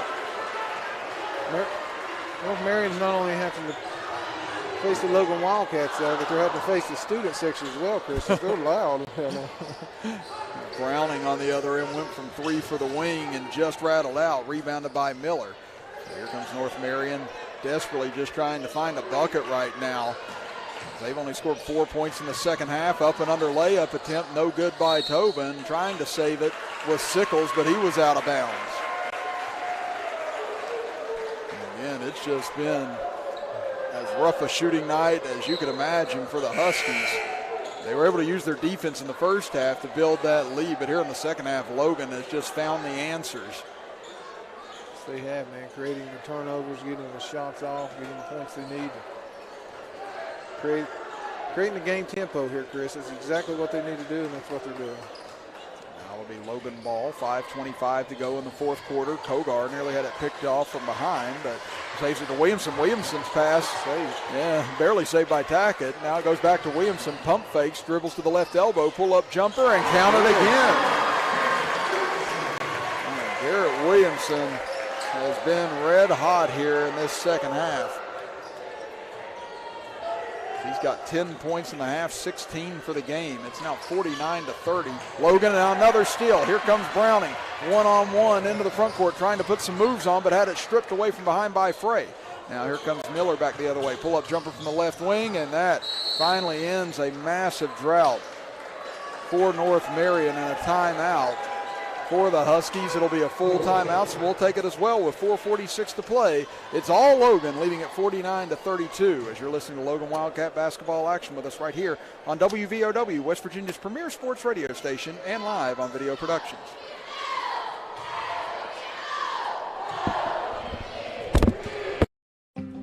Did you know that 1 in 8 women will develop breast cancer in her lifetime?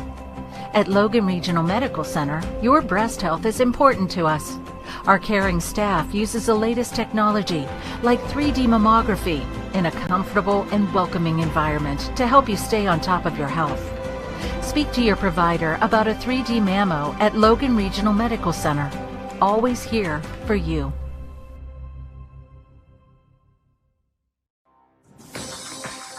Logan Physical Therapy wants to help you. Have you been injured at work or in an accident? Come to Logan Physical Therapy and Doug Hibbs will provide a thorough, careful evaluation and create a comprehensive treatment program that will get you back on your feet. Logan Physical Therapy, turning setbacks into comebacks.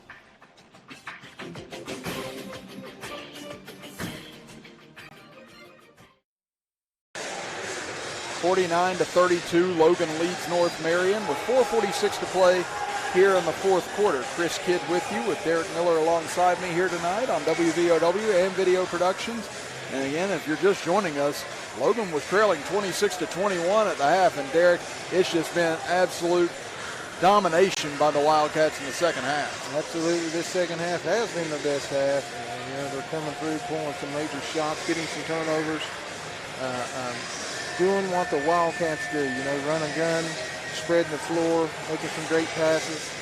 And it's been, like you said, all Wildcat basketball this second half here, Phil. Well, just a reminder, this game brought to you in part by Nationwide Insurance Agent Greg Dalton, who is a proud supporter of Logan Wildcat Athletics and the community of Logan County. For auto, home, life, and business insurance, call the Greg Dalton Agency at 304-752-8300. Greg Dalton Insurance, with offices on Main Street in Logan and Main Street in Chapmanville. For all your sides, there is Nationwide. This is WVOW Logan. Logan with the ball, 4.5 minutes to play, leading by 17. Hall over to Browning, down low to Tackett. Logan going right to left across your computer screen and radio dial, with North Marion going left to right. What a pass by Tackett to Hall, who cut to the basket. Darius Hall with his first points of the year. Tackett drew both in defenders there, created an open lane there, and what a pass by Tackett. 51-32 Logan. Closing on the midway point of the fourth. Sickles, nice move to the center of the lane, but again can't hit. Gets his own rebound back, misses the putback, but he's fouled by Kogar. And boy, oh boy, I mean, Sickles has had so many looks from right around the basket, and he's just had tough luck tonight. Yes, he has, man.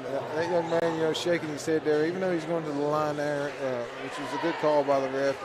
But he's just like he can't buy a bucket underneath there. Like you said, that rim was not his favorite tonight. And he misses on the first free throw. Again, Sickles has 6 points this evening. As we mentioned, he had a nice game against Weir. We had 19 and 13. And he does hit the second free throw, and you hear a sarcastic cheer go up from the Logan cheering section. So they know what's going on, too, down there. Like I said, they ain't only facing, the 5 men on the floor there, but they're facing about 50 down there in that front row.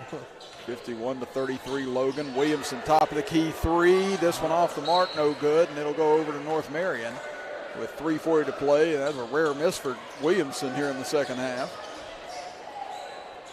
As it'll be Williams to inbound it to Miller. Miller will bring it across the timeline.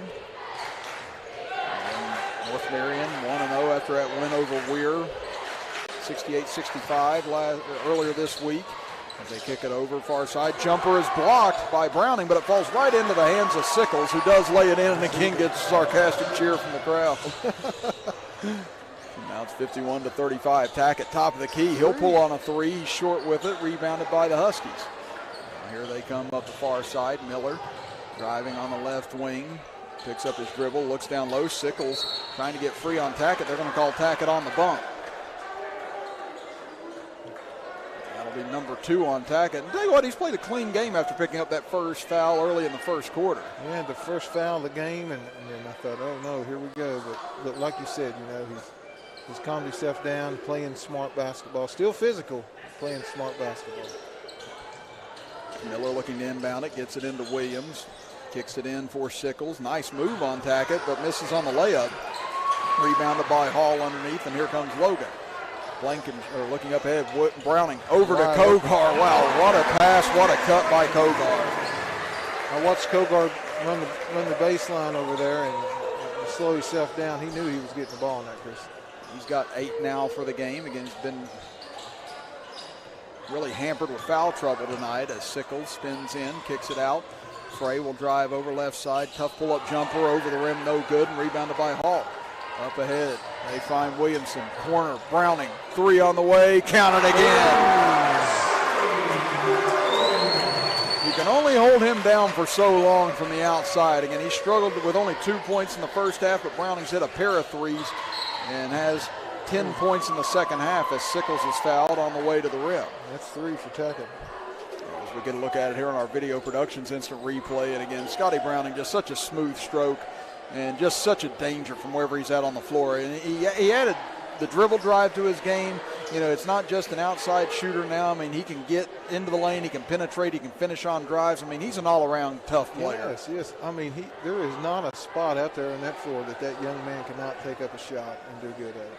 And he's a really good kid, too. You get to talk to him, very humble, just sits there and appreciates the team he's on. He's not a big talker, but he comes out here, does his job, and he's just a really good young man as Sickles able to hit on the first free throw.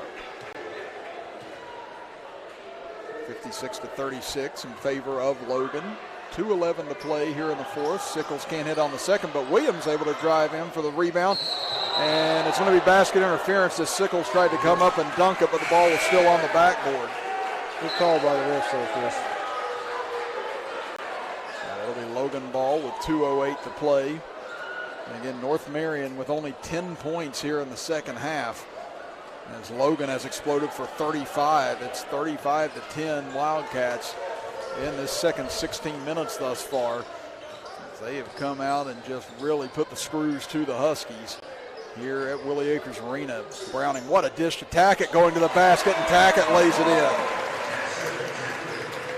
And that was great body control by Tackett there too. He was on his way to underneath to the basket support and still was able to get the touch on it for the layup. He was going in hard. He almost made it to the bathroom after the shot there.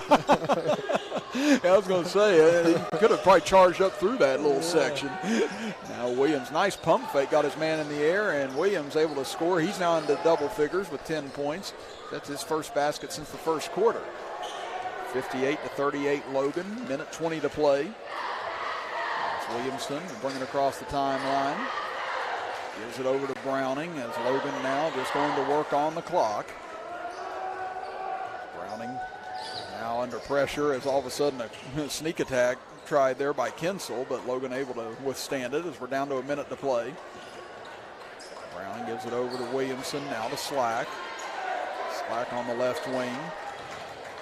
They'll get away from one defender, now runs into Williams, over to Browning with 47 seconds. Again, Logan very content to not put up another shot here and just put this to bed. North Marion looking to try and clear their bench here if they get a chance. Browning down to 36 seconds. And ball knocked out of bounds. With 35 seconds left, it'll stay with Logan as North Marion will send in a whole new 5. So again, Coach Green's going to do the same thing here, Chris. Yeah, it looks like he's going to get all of his subs off the bench here too, as you got Chase Maynard coming in, along with Chase Hatfield. Looking at some of the other numbers here, checking in. It'll be McCormick Ilderton. Had a bucket the other night against Scott late in that game. Trying to get a couple of the others here. Landon Moore into the game as well for Logan. And got one more here we're looking for. That is Gabe Workman for the Logan Wildcats. They'll inbound it to Workman. And this crew will run out the final half minute of this game as Ilderton dribbles over, gives it off. As Workman will come near side. Now he'll drive into the lane, goes up. His shot blocked on the way up by Micah. Now with 17 seconds to go, here comes North Marion trying to get off another shot. A little floater in the lane is up and good by Dylan Higgins. Now Logan with 8 seconds left. They get it over left side. 3 on the way, no good. Rebounded though by Maynard with 3 seconds, knocked away. And that will do it this evening from Willie Acres Arena, as the Logan Wildcats trailed 26-21 at the end of the first half and come out in the second half and really put on another impressive second half performance, much like they did against Scott, as they outscored North Marion 37-14 in the second 16 minutes to move to 2-0 on the season. North Marion drops to 1-1. We'll step aside for a 2-minute break, and when we come back, we'll recap tonight's action here from Middleburg Island, as you're listening to and watching Logan Wildcat basketball action with us right here on WVRW, West Virginia's premier sports radio station, and live on video productions.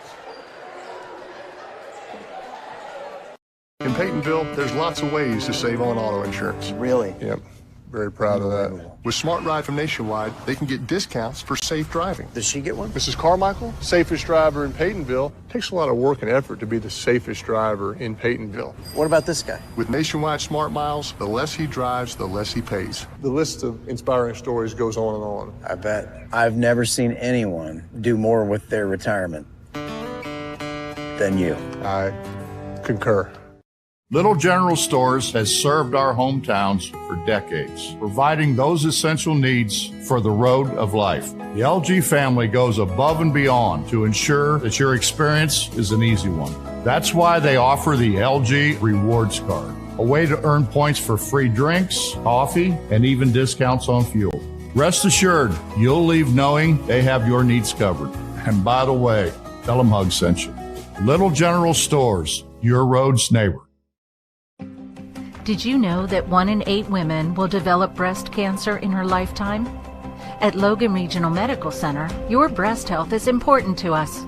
Our caring staff uses the latest technology, like 3D mammography, in a comfortable and welcoming environment to help you stay on top of your health. Speak to your provider about a 3D mammo at Logan Regional Medical Center. Always here for you. At Tiger's Ice Cream and Grill, we have a huge menu offering home-cooked dinners, hamburgers, tacos, hot dogs, pizza, Philly steaks, and desserts, including, of course, ice cream. Ask about our weekly home-cooked dinners. We have an everyday hot dog special, 6 hot dogs for $5.99, or $5 14-inch large grab-and-go pizzas made from our fresh homemade dough. So visit Tiger's Ice Cream and Grill, located beside the old IGA in Chapmanville, just off the Crawley Creek exit of 190. 58-40, the Logan Wildcats come out in the second half and dominate play as they run away from the Huskies to get to 2-0 on the season, outscoring them 37-14 in the second half. Chris Kidd and Derek Miller here with you. Garrett Lester, our engineer on video productions, along with Lisa Grayley, our camera operator, and Terry Bucklew, our engineer, back in the WVOW studios for tonight's action. Let's take a look here at the final scoring on both sides, as we'll start with North Marion. They were led by Tariq Miller with 14 points, Harley Sickles with 10 points, Preston Williams with 10 points, Parker Kinsel with 2 points, and Casey Miner with 2 points to round out the scoring, or actually Dylan Higgins, I should say, at the end as well, with 2 points to round out the scoring for North Marion. On the other end for Logan, they were led by Garrett Williamson tonight with 16 points, Jackson Tackett with 15 points, Scotty Browning with 12 points, Jackson Kogar with 8 points, Aiden Slack with 5 points, and Darius Hall with 2 points to round out the scoring for the Logan Wildcats. And again, looking at this game, Derek, it was very easily a tale of two halves. Again, you hear people say that a lot whenever you talk about ball games, but first half was very physical, very down and dirty on both ends. Both teams playing strong defense. Shooting was really, really rough on both sides because of it. And Logan was down by 5. And again, the physicality from North Marion, perhaps a little bit of a bother, but Logan came out in the second half, just like they did against Scott, just a house on fire, and just absolutely took it to the Huskies. I'm pretty sure they had a 16-0 lead coming out into that second half there. So I don't know what Zach Green said to them. Probably pretty much something like this. Hey, you're ranked number 2 here. This is your house. Let's play Logan Wildcat basketball like we play. Once they did, they came out. They were fast breaking, finding an open man down floor, hitting outside the perimeter. Just everything was working for them, and their defense was stepping up, creating the turnovers, and like you said, they came out a completely different team in that second half, which was their best half, but good basketball. Well, let's take a look at the final statistics here on the evening, as Garrett Lester has put those together for us here. As you look for Logan, 22 of 46 shooting from the field, really improved on their overall shooting in the second half, as they were 48% for the game from the field. North Marion, 13 of 52 from the field, 25% shooting. Just a rough evening overall for the Huskies from the field. North Marion, 4 of 14 from three-point land. Didn't hit a 3 in the second half.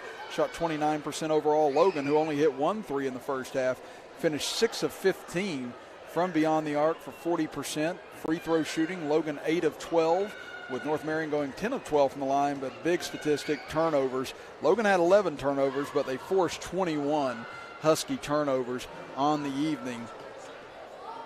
And Logan only had 2 turnovers in the second half overall. And right there, that's the game in a nutshell. Again, you turn the ball over, you're going to find a way to lose. And if you protect the ball, you're typically going to find a way to win. And Logan, with their experienced group, did a great job protecting the basketball, turning North Marion over, and it just demoralizes a team whenever they end up having a lot of those turnovers, which creates easy baskets for the other side. And after the first 4 or 5 minutes of the third quarter, North Marion just wasn't able to recover emotionally, it seemed like. No. You're sentiment exactly what you said there. Logan Wildcats came out.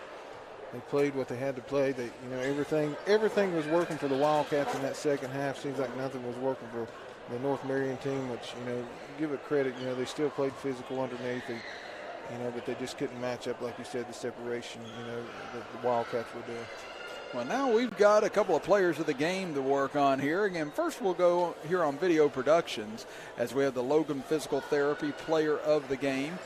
And we are going to go with on here, we're going to go 2 different players. Again, that's the beauty of having 2 options here. Again, for the Logan Physical Therapy Player of the Game, we're going to go with Garrett Williamson. Again, 16 points on the evening for Garrett, 18 points on the evening for Garrett. No, 16. Okay, I'm looking at the plus minus. I'm sorry, figuring out all the statistics here on Garrett's phone. But again, Garrett Williamson, 16 points on the evening, had 7 assists, 1 block, 5 of 6 from the line, had 3 rebounds as well. Again, just a good overall game for Garrett. 3 of 4 from downtown. I mean, I think his 3-pointers in the second half really helped turn this game around early on and really put Logan in the driver's seat in order to get this win this evening. So big contribution by Garrett Williamson, who usually does it on the defensive end, but getting it done on the offensive end tonight. Yes, absolutely, man. He played amazing basketball out here tonight. Getting some deep shots, working the ball around. Like you said, he had a lot of points, a lot of assists. He's deserving of that award. Well, now we come here on WVOW for our Temp Control Hot Hand of the Game Award, brought to you by Temp Control of Chapmanville. And tonight's hot hand, we're going to give it to Scotty Browning here on WVOW. Again, Scotty, talk about a stat filler tonight. He had 12 points on the evening, 7 assists in the ball game. Incredible from him. Had 6 steals to go along with that, along with a pair of rebounds. Was only 2 of 8 from 3, but he got it done everywhere else. Those 2 threes he hit in the second half were huge. Finished 5 of 13 from the field, and I think Scotty Browning, after struggling with just 2 points in the first half, to come out, be able to get it done passing, get it done whenever he had his opportunities from the outside, I think that more than gives him a deserving Temp Control Hot Hand of the Game award. Absolutely, and thank you, Temp Control. These past 2 games I've been trying to think of a name, Chris, for Scotty, but his new name that I'm giving him on WVOW as long as I'm here is Scotty Hot Hands Brown. Oh, there we go. I like that. Again, Nathan, what was Nathan's last year, Garrett?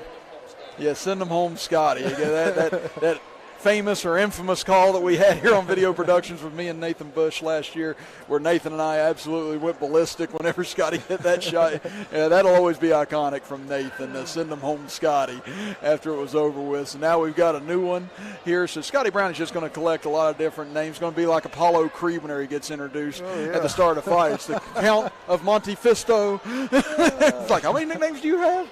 But again, Scotty Browning, our Temp Control Hot Hand of the Game award winner. And this winter, if you want your home to be as comfortable as possible, call Stuart Trickler and Roland Mullins at Temp Control of Chapmanville at 304-855-5200. Well, again, now we're getting set to call it an evening, but we'll be back tomorrow starting at 4:50 p.m. with the pregame show, as it'll be Logan against Shady Spring, and then at 7 o'clock it'll be defending Class A state champion Man taking on the Buffalo Bison. 2 good games on hand, but that game at 4:50 between Shady Spring and Logan, number 1 against number 2 in Class AAA. Derek and I will be here for the call of that. It'll be me and Bill Lusk on the second game, but I tell you, that game at 5 o'clock tomorrow, Derek, is going to be one of the most anticipated early regular season games I can recall ever. Absolutely. It's going to be a packed house. It's going to be loud, and then I'm expecting to see the number 1 and number 2 teams here in AAA go to battle here at Willie Acres Arena. I'm excited to be here with you, Chris. And again, they've got a lot of their key players back as well. Does North Marion, so does this Logan team. And, it's going to be a matchup of a couple of experienced teams. A team in Shady Spring that gutted out the state championship last year. So I am really looking forward to that, and you should be too. So don't miss a second No. of this contest. Again, Derek and I will be on the air here on WVOW and Video Production starting at 4:50 with the pregame show, 5 o'clock with the tip here from Willie Acres Arena. So we say goodbye tonight. We're going to send things out to ESPN Game Night on WVOW Radio. So thank you to Terry Bucklew back in the WVOW studios engineering tonight for us, for Garrett Lester and Lisa Grayley here on Video Productions. Very much appreciated for everything tonight. Derek Miller next to me. I'm Chris Kidd saying so long from Middleburg Island as the Logan Wildcats win it 58-40 over the North Marion Huskies, as you've been listening to and watching Logan Wildcat basketball action with us right here on WVOW, West Virginia's premier sports radio station, and live on Video Productions.